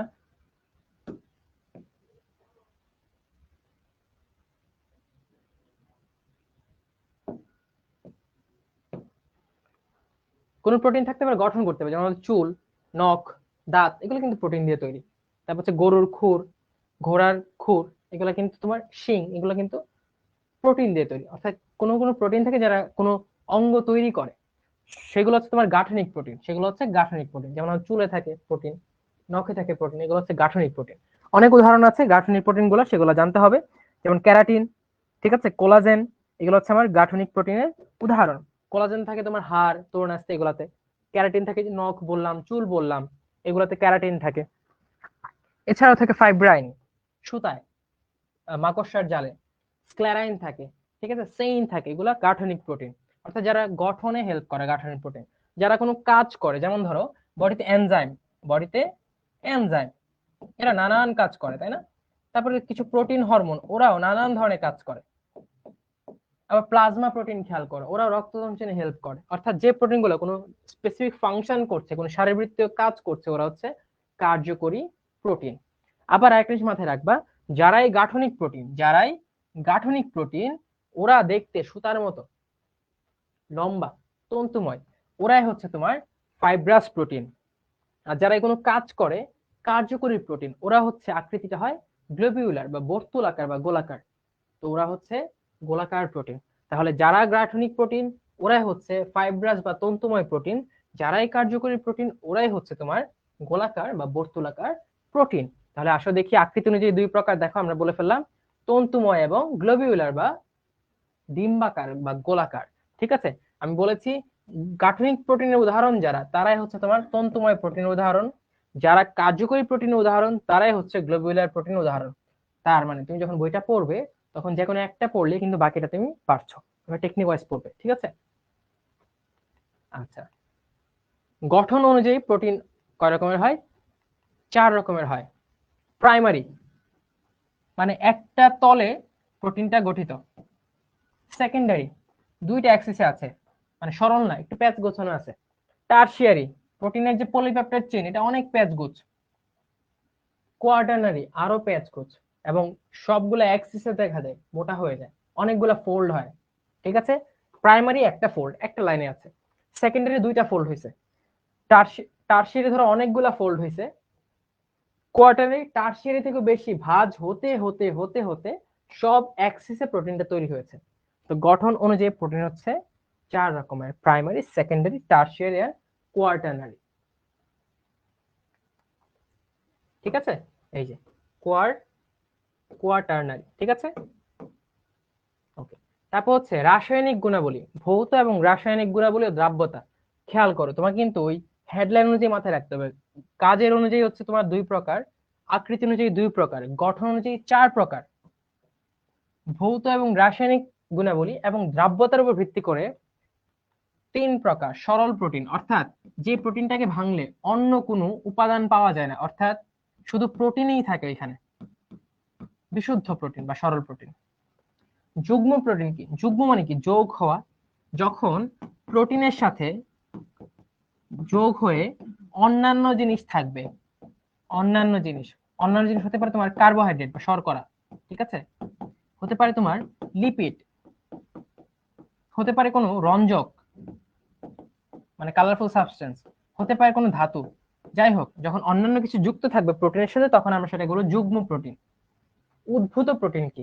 প্রোটিন সমূহ ভৌত এবং রাসায়নিক প্রক্রিয়ার মাধ্যমে যখন তাদের রূপ চেঞ্জ করবে, একটা প্রোটিন তার ভৌত অবস্থা পরিবর্তনের কারণে অথবা রাসায়নিক পরিবর্তনের কারণে বা রাসায়নিক বিক্রিয়ার মাধ্যমে অন্য একটা প্রোটিনে পরিবর্তিত হয়ে যাবে, তখন সেই প্রোটিন গুলাকে বলা হয় উদ্ভূত প্রোটিন। তাহলে খেয়াল করো, একটা প্রোটিন ছিল এক্স, এখানে নানান চেঞ্জ তুমি করলা, ভৌত অবস্থা চেঞ্জ করলা, তাপমাত্রা চেঞ্জ করলা, অথবা রাসায়নিক বিক্রিয়া ঘটালা, তখন এক্সটা পরিবর্তিত হয়ে ওয়াই এ চলে আসলো। তাহলে এক্স ও প্রোটিন, ওয়াই ও প্রোটিন, কিন্তু ওয়াই হচ্ছে এক্স এর রূপান্তরিত প্রোটিন। এটা হচ্ছে তোমার এক্স থেকে উদ্ভূত প্রোটিন, যেটা এক্স থেকে তৈরি হয়েছে। তো এরা হচ্ছে তোমার উদ্ভূত প্রোটিন। মেইন প্রোটিন থেকে বিভিন্ন প্রক্রিয়ার মাধ্যমে পরিবর্তন ঘটিয়ে যে অন্য প্রোটিন তৈরি করা হয় সেটা হচ্ছে উদ্ভূত প্রোটিন। আচ্ছা, এখন চলে আসি গুণগত বৈশিষ্ট্যের ভিত্তিতে কোনটা ভালো কোনটা খারাপ, কোনটা ফার্স্ট ক্লাস কোনটা সেকেন্ড ক্লাস। ঠিক আছে, অর্থাৎ প্রথম শ্রেণীর প্রোটিন এবং দ্বিতীয় শ্রেণীর প্রোটিন। প্রথম শ্রেণী কোনটা? ফার্স্ট ক্লাস ভালো, অর্থাৎ যে প্রোটিন আমরা অত্যাবশ্যক অ্যামিনো অ্যাসিড পড়েছি না, সবগুলো অত্যাবশ্যক অ্যামিনো অ্যাসিড থাকে, ওরা হচ্ছে তোমার ফার্স্ট ক্লাস বা প্রথম শ্রেণীর প্রোটিন। যেখানে থাকে না ওরা হচ্ছে দ্বিতীয় শ্রেণীর প্রোটিন। ঠিক আছে, ওকে। এখন আমরা দেখো ওয়ান বাই ওয়ান সবগুলোতে যাই। জৈবিক কার্যগুলি দেখো, যে ক্যারাটিন, নখ টোক, উদাহরণ বলে দিলাম, আমরা উদাহরণগুলো মনে রাখবো। কোথায় কি থাকে? ক্যারাটিন থাকে নখে, চুলে। কোলাজেন থাকে দেখো কোথায়? মাংস পেশিতে এবং অস্থিতে। ফাইব্রান কই থাকে? মাকড়সার জালে, সুতাতে। স্ক্লেরোটিন কই থাকে বলতো? এই যে পতঙ্গের উপরে যে শক্ত খোলস, আমরা পড়েছিলাম মনে আছে? লোবস্টার, কাঁকড়া উপরে শক্ত খোলস, এখানে কাইটিনের সাথে স্ক্লেরোটিনও থাকে। কন্ড্রিন কই থাকবে বলো? কন্ড্রিন থাকবে ওই যে তোমার সাইনোভিয়াল জয়েন্ট আছে, এখানে দুইটা হাড়ের মাঝখানে তোমার কার্টিলেজ আছে, কার্টিলেজ বা তরুণাস্থি, ওইখানে থাকবে কন্ড্রিন। আর অস্থিতে যে হাড়, এই হাড়ে থাকবে তোমার সেইন। আমরা চিত্র দিয়েছি, চিত্র দিয়ে মাথায় রাখবা কোন গাঠনিক প্রোটিনটা কোথায় থাকে। অস্থি, লাস্টে স আছে, সেইন। ক্যারাটিন, চুলের ক্যারাটিন শ্যাম্পু মেয়েরা করে, ঠিক আছে। তো চুলে আছে, নখে আছে ক্যারাটিন। কোলাজেন সুতা, মাংসপেশিগুলো সুতার মতো। ফাইব্রাইন ফাইবার সুতা, মাকড়সার জালিকা। কার্যকরী, এই যে ভিটামিন, হরমোন, এনজাইম। কোন একটা কাজ করে। এনজাইম কি, ধরো বিভিন্ন প্রক্রিয়া, রাসায়নিক বিক্রিয়া ঘটায়। হরমোন বিভিন্ন প্রক্রিয়াকে কন্ট্রোল করে, ঠিক আছে, প্রজনন হোক, দেহের বেড়ে ওঠা হোক। তারপর ইনসুলিন, এগুলো আমরা পড়েছি। ইনসুলিন, তারপরে কি বলে, গ্লুকাগন, এগুলো বিভিন্ন কাজ করে। ইনসুলিন রক্তে গ্লুকোজের পরিমাণ কমায়। তো যেহেতু এনজাইম গুলো বা হরমোন গুলো বিভিন্ন কাজ করছে, এগুলো হচ্ছে কার্যকরী প্রোটিন। আর আকৃতি ওয়াইজ আমি বলেছি, তন্তুময় যারা, তারাই হচ্ছে গাঠনিক। দেখো সেম। আবার গ্লোবিউলার যারা, তারাই হচ্ছে তোমার কার্যকরী। ইনসুলিন একটা হরমোন, এনজাইম, এটা গ্লোবিউলার। হিমোগ্লোবিন দেখো গোল আকৃতির। হিমোগ্লোবিন হচ্ছে একটা গোল আকৃতির প্রোটিন। এটাও একটা কাজ করে। এটা কি করে, এই যে অক্সিজেন ক্যারি করে, তাহলে কাজ করছে না, এটাও একটা কার্যকরী প্রোটিন হিমোগ্লোবিন। আর যেহেতু কাজ করছে, এটা কি আকৃতি হবে, গ্লোবিউলার, গোল আকৃতির। প্রাইমারি দেখো, এই যে দেখো একটা চেইন একদিকে আছে। সেকেন্ডারি খেয়াল করো, দুইটা ফোল্ডিং, দেখছো, দুইটা ফোল্ডিং। টারশিয়ারি দেখো অনেকগুলা ফোল্ডিং, প্যাচ গোছ খেয়ে একটার সাথে একটা না আসবে না অবস্থা। কোয়ার্টারনি দেখো এত ফোল্ডিং, এবং ফোল্ড গুলো দেখো কত মোটা, একটার সাথে একটা বন্ড তৈরি করে, ঠিক আছে। এটা হচ্ছে কোয়ার্টারনারি। ভৌত রাসায়নিক সরল প্রোটিন, যেখানে এগুলা প্রোটিন ছাড়া আর কোনো অপ্রোটিন জাতীয় উপাদান থাকবে না। দেখো এই যে albumin, globulin, গ্লুটালিন, prolamin, histone, protamine, স্ক্লেরোপ্রোটিন। সরল প্রোটিনকে দ্রবণীয়তার উপর ভিত্তি করে বা দ্রাব্যতার উপর ভিত্তি করে 7টা ভাগে ভাগ করা যায়। এই যে তোমার 7টা ভাগ, এলো গেলো, গ্লু পেলো, হি প্রোট স্কাল। সরাতে মনে রাখবার, albumin, globulin, গ্লুটালিন, prolamin, histone, protamine, স্ক্লেরোপ্রোটিন, ঠিক আছে। এই 3টা হচ্ছে সরল প্রোটিন, 7টা হচ্ছে সরল প্রোটিন। তো ভৌত রাসায়নিক গুণাবলী দ্রাব্যতার ভিত্তিতে 3 প্রকার, সরল, যুগ্ম এবং উদ্ভূত। এর মধ্যে সরলটাকে দ্রাব্যতার উপর ভিত্তি করে 7 ভাগে ভাগ করা যায়। যুগ্ম প্রোটিন, যেখানে প্রোটিনের সাথে অন্যান্য জিনিসপত্র থাকবে। যেমন দেখো নিউক্লিয় প্রোটিন, প্রোটিনের সাথে কি আছে, নিউক্লিক অ্যাসিড। গ্লাইকোপ্রোটিন, যেখানে প্রোটিনের সাথে কি আছে, গ্লাইকো মানে কার্বোহাইড্রেট, শর্করা আছে, যেটার অপর নাম মিউকোপ্রোটিন। গ্লাইকোপ্রোটিন বা মিউকোপ্রোটিন। ওকে। লিপোপ্রোটিন, প্রোটিনের সাথে কি আছে, লিপিড আছে, তখন লিপোপ্রোটিন। ক্রোমোপ্রোটিন, প্রোটিনের সাথে, ক্রোমো মানে কি কালার, রঞ্জক, রঞ্জক পদার্থ আছে, এটা হচ্ছে ক্রোমোপ্রোটিন। মেটালোপ্রোটিন, প্রোটিনের সাথে মেটাল আছে, মেটাল মানে কি ধাতু, তখন সেটা হচ্ছে মেটালোপ্রোটিন। ফসফোপ্রোটিন, প্রোটিনের সাথে ফসফেট আছে, ফসফেট প্লাস প্রোটিন, ঠিক আছে, এটা হচ্ছে ফসফোপ্রোটিন। তাহলে দেখো যুগ্ম প্রোটিন বলেছিলাম, প্রোটিনের সাথে অন্য কিছু একটা থাকবে, তো অন্য যেইটা থাকে ওইটার উপর ভিত্তি করে তার নামকরণ করা হয়েছে। ফ্লাভোপ্রোটিন, যখন প্রোটিনের সাথে ফ্লাভিন গ্রুপ থাকবে, FAD, ফ্লাভিন গ্রুপ থাকবে, তখন সেটা হচ্ছে ফ্লাভোপ্রোটিন। আর একটা লৌহ পোরফাইরিন প্রোটিন, এটা হিমোগ্লোবিন। লৌহ পোরফাইরিন প্রোটিন হচ্ছে তোমার হিমোগ্লোবিন, কারণ হিমোগ্লোবিনে প্রোটিন অংশ তো থাকেই, এর সাথে হিম থাকে, কি থাকে, হিম থাকে। আর হিমের মধ্যে থাকে তোমার আয়রন প্লাস প্রোটোপোরফাইরিন। তো যেহেতু প্রোটিনের সাথে আয়রন এবং প্রোটোপোরফাইরিন আছে, তাই এটাকে বলা হয় তোমার লৌহ পোরফাইরিন প্রোটিন, যেটা হচ্ছে একটা হিমোগ্লোবিন। উদ্ভূত, এই যে ভৌত রাসায়নিক প্রক্রিয়ার মাধ্যমে বিভিন্ন প্রোটিন, নতুন একটা প্রোটিনের জন্ম দেয়, সেটা হচ্ছে উদ্ভূত protein. Peptide, proteose, peptone, fibrin, myosan, albumose. Myosan আসে তোমার, অ্যালবুমাস আসে তো অ্যালবুমিন থেকে, ঠিক আছে। মায়োসোন আসে তোমার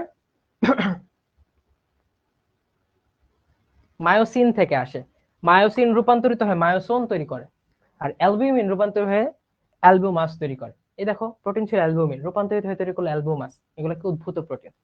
দেখো আমার মনে হচ্ছে তোমাদের অনেক প্যারা লাগবে, এটা আমারও প্যারা লাগতো যখন আমি পড়তাম। আমি কি করতাম, একদিন পড়ছি যতটুকু মনে আছে, ওকে ডান, এটা পরের দিন আবার পড়বো, পরের দিন আবার এটা পড়বো, পরের দিন আবার এটা পড়বো, 4 দিন তুমি লাগাতার এটা পড়বা, দেখবা তখন অপশন দেখে খেয়াল করবা, তোমার অবশ্যই মনে পড়বে। তো একদিনে মুখস্থ করার কোনো কারণ নেই। আমি জাস্ট ক্লাসে পড়াচ্ছি দেখানোর জন্য যেগুলো ইম্পর্টেন্ট এগুলো তো মুখস্থ করতে হবে, বাট এই ক্লাস থেকে আজকে তোমার সব মুখস্থ করা লাগবে, ইটস নট লাইক দ্যাট। তো এভাবে নিজের উপর প্যারা নেওয়ার কোনো কারণই নেই। আজকে পড়ছো বুঝছো, আজকে বড় আসে রিডিং দিবা, কালকে আবার রিডিং দিবা, তারপর দিন আবার রিডিং দিবা, এভাবে দেখো 4 দিন রিডিং দেওয়ার পর মনে থাকবে, ট্রাস্ট মি মনে থাকবেই।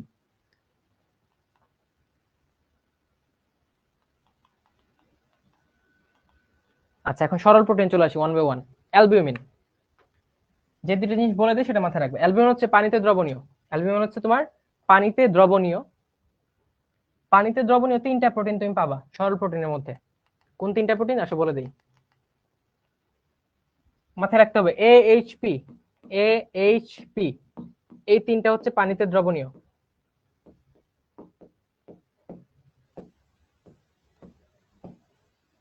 এ দিয়ে হচ্ছে অ্যালবিউমিন, এইচ দিয়ে হচ্ছে তোমার, এই যে এ দিয়ে অ্যালবিউমিন, এইচ দিয়ে দেখো হিস্টোন, আর পি দিয়ে হচ্ছে তোমার প্রোটামিন, প্রোটামিন। এই 3টা হচ্ছে পানিতে দ্রবণীয় প্রোটিন, পানিতে দ্রবণীয় প্রোটিন AHP। খুব ভালো করে মাথায় রাখতে হবে। কিছু প্রোটিন তাপে জমাট বাঁধে, খেয়াল করো ডিম সিদ্ধ করলে কি শক্ত হয়ে যায়। ডিমে 2টা প্রোটিন থাকে, ডিমের সাদা অংশে থাকে অ্যালবিউমিন এবং কুসুমে থাকে গ্লোবিউলিন। তাহলে এজি, অ্যালবিউমিন, গ্লোবিউলিন, ওরা তাপে জমাট বাঁধে, তাপে জমাট বাঁধে।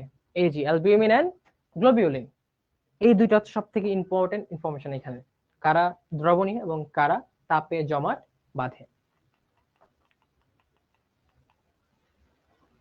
অ্যালবুমিন কই কই থাকে পড়বা,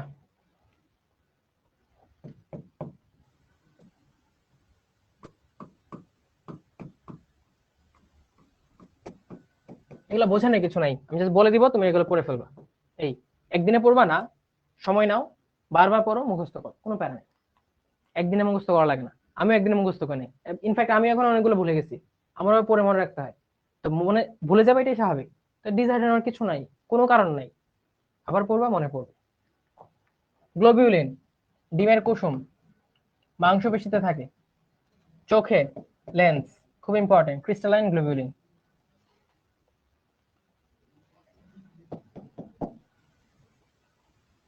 গ্লুটিনে চলে আসো, এই উদাহরণগুলো খুবই ইম্পর্টেন্ট। মেডিকেল অ্যাডমিশন টেস্টে কতবার আসছে ঠিক ঠিক জানা নাই যে গ্লুটেনিন কই থাকে। এটা থাকে শস্য দানা, এটা থাকে শস্য দানায়, দেখো যে গম, তারপর হচ্ছে কি চাল, এগুলো শস্য দানা না, শস্য দানায় এই গ্লুটেনিন প্রোটিনটা বেশি পাবা। প্রোলামিন উদাহরণ দেখো, খুবই ইম্পর্টেন্ট, এগুলো থাকে বীজে। প্রোলামিন থাকে কোথায় বলতো, প্রোলামিন থাকে বীজে, গ্লুটেনিন থাকে শস্য দানায়, প্রোলামিন থাকে বীজ।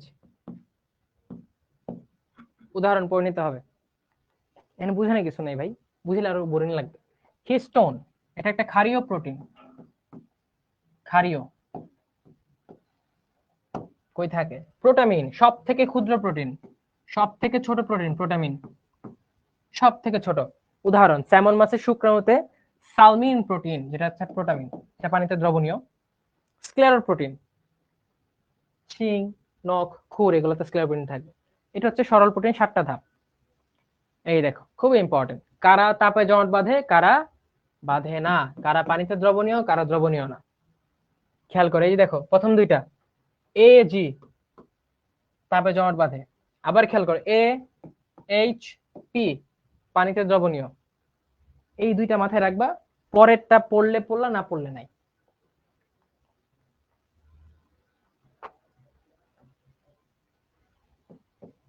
আমরা কিছু টেকনিক দিয়েছি যে মনে রাখার চেষ্টা করো। যুগ্ম প্রোটিন চলে আসে, আমরা পড়ে ফেলছি এগুলো। নিউক্লিয় প্রোটিন, নিউক্লিয়াসে থাকে, ক্রোমোজোমে, ওই যে ডিএনএ আরএনএ এর সাথে যখন প্রোটিন যুক্ত থাকে তখন হচ্ছে নিউক্লিয় প্রোটিন।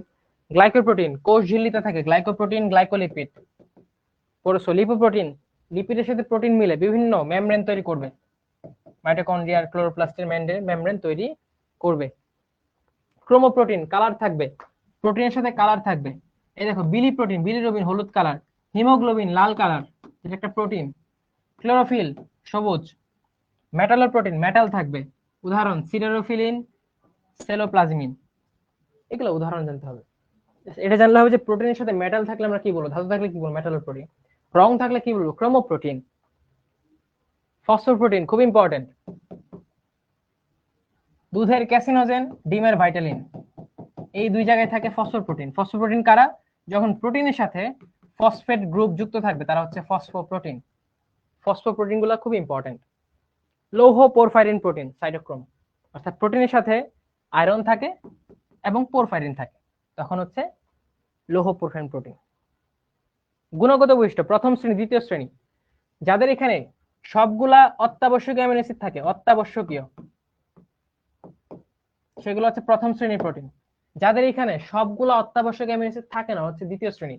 স্বাভাবিকভাবে প্রাণী থেকে যে প্রোটিন গুলো পাওয়া যায়, মাছ, মাংস, দুধ, ডিম, সেগুলো হচ্ছে প্রথম শ্রেণীর প্রোটিন। আর সাধারণভাবে উদ্ভিদ থেকে যে প্রোটিন পাও, ঠিক আছে, ডাল, গম, এগুলা, বাদাম, সেগুলো হচ্ছে দ্বিতীয় শ্রেণীর প্রোটিন। কিন্তু ব্যতিক্রম আছে। কি ব্যতিক্রম?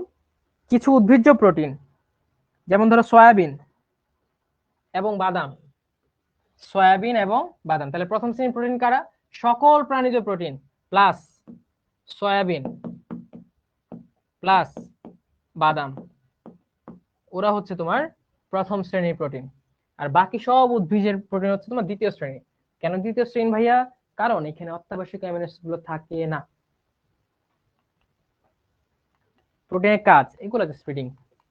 দেখো, দেহ গঠন থেকে শুরু করে হরমোন বিভিন্ন কাজ করে, এনজাইম বিভিন্ন কাজ করে, দেহের রোগ প্রতিরোধ ক্ষমতা বৃদ্ধি করা, সব কিন্তু প্রোটিনের কাজ। দেহের বৈশিষ্ট্য প্রকাশ পাওয়া, এটা কিন্তু প্রোটিনের কাজ।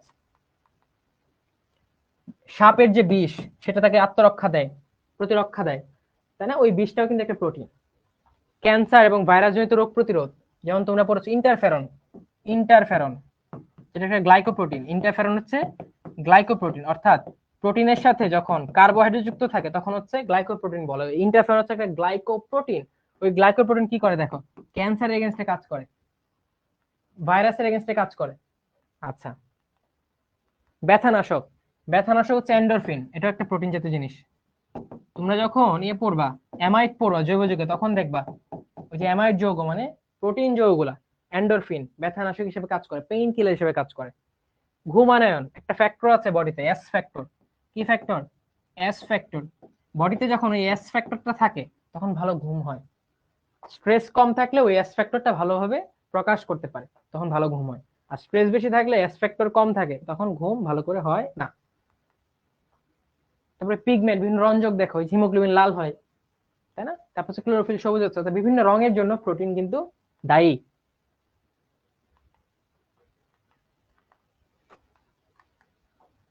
আচ্ছা, সময় কি বেশি নিয়ে নিলাম? এখন ছুটি দিয়ে দিব, দেখি কমেন্ট অন করে। একটু প্যারা হয়ে গেল, একটু ক্লাসটা টানতে হইলো বেশিক্ষণ, বাট তোমাদের ইনস্ট্রাকশন এটাই থাকবে। আজকে গিয়ে ভাইয়ার কথা মাথায় রেখে এটা একবার ভালো করে পড়ো, দুইবার পড়ো, তিনবার পড়ো, তারপর মনে হবে। একদিনে মুখস্থ করার কোনো কারণ নাই, একদিনে এত প্যারা নেওয়ার কোনো কারণ নাই। যখনই একদিন পড়তে যাবে, একদিনে সব মুখস্থ করে ফেলতে যাবে, তখনই কঠিন মনে হবে। তো কোনো প্যারা নাই, চিল করো। কিন্তু ভাইয়া পড়াইছে, এটা আজকে পড়বা, আজকে মুখস্থ না হোক, কালকে আবার পড়ো, তারপর আবার পড়ো, ঠিক আছে? আচ্ছা, এটা হচ্ছে তোমার homework. Okay, okay, thank you এতক্ষণ ক্লাসে থাকার জন্য। তো নেক্সট ক্লাসটা আমি নিব। তো এই ক্লাস রিলেটেড কোনো প্রবলেম থাকলে আমাকে তখনই করতে পারো, কোনো সমস্যা নেই। But before that, promise to me যে তুমি ভালো করে জিনিসটা পড়বা, বোঝার উদ্দেশ্যে পড়বা। যেটা কঠিন এটা পড়বো না, এই মনোভাবকে ত্যাগ করে বোঝার জন্য তুমি এটা পড়বা, তখনই বুঝতে পারো। ঠিক আছে? তো ভালো থাকো, সুস্থ থাকো, আবার দেখা হবে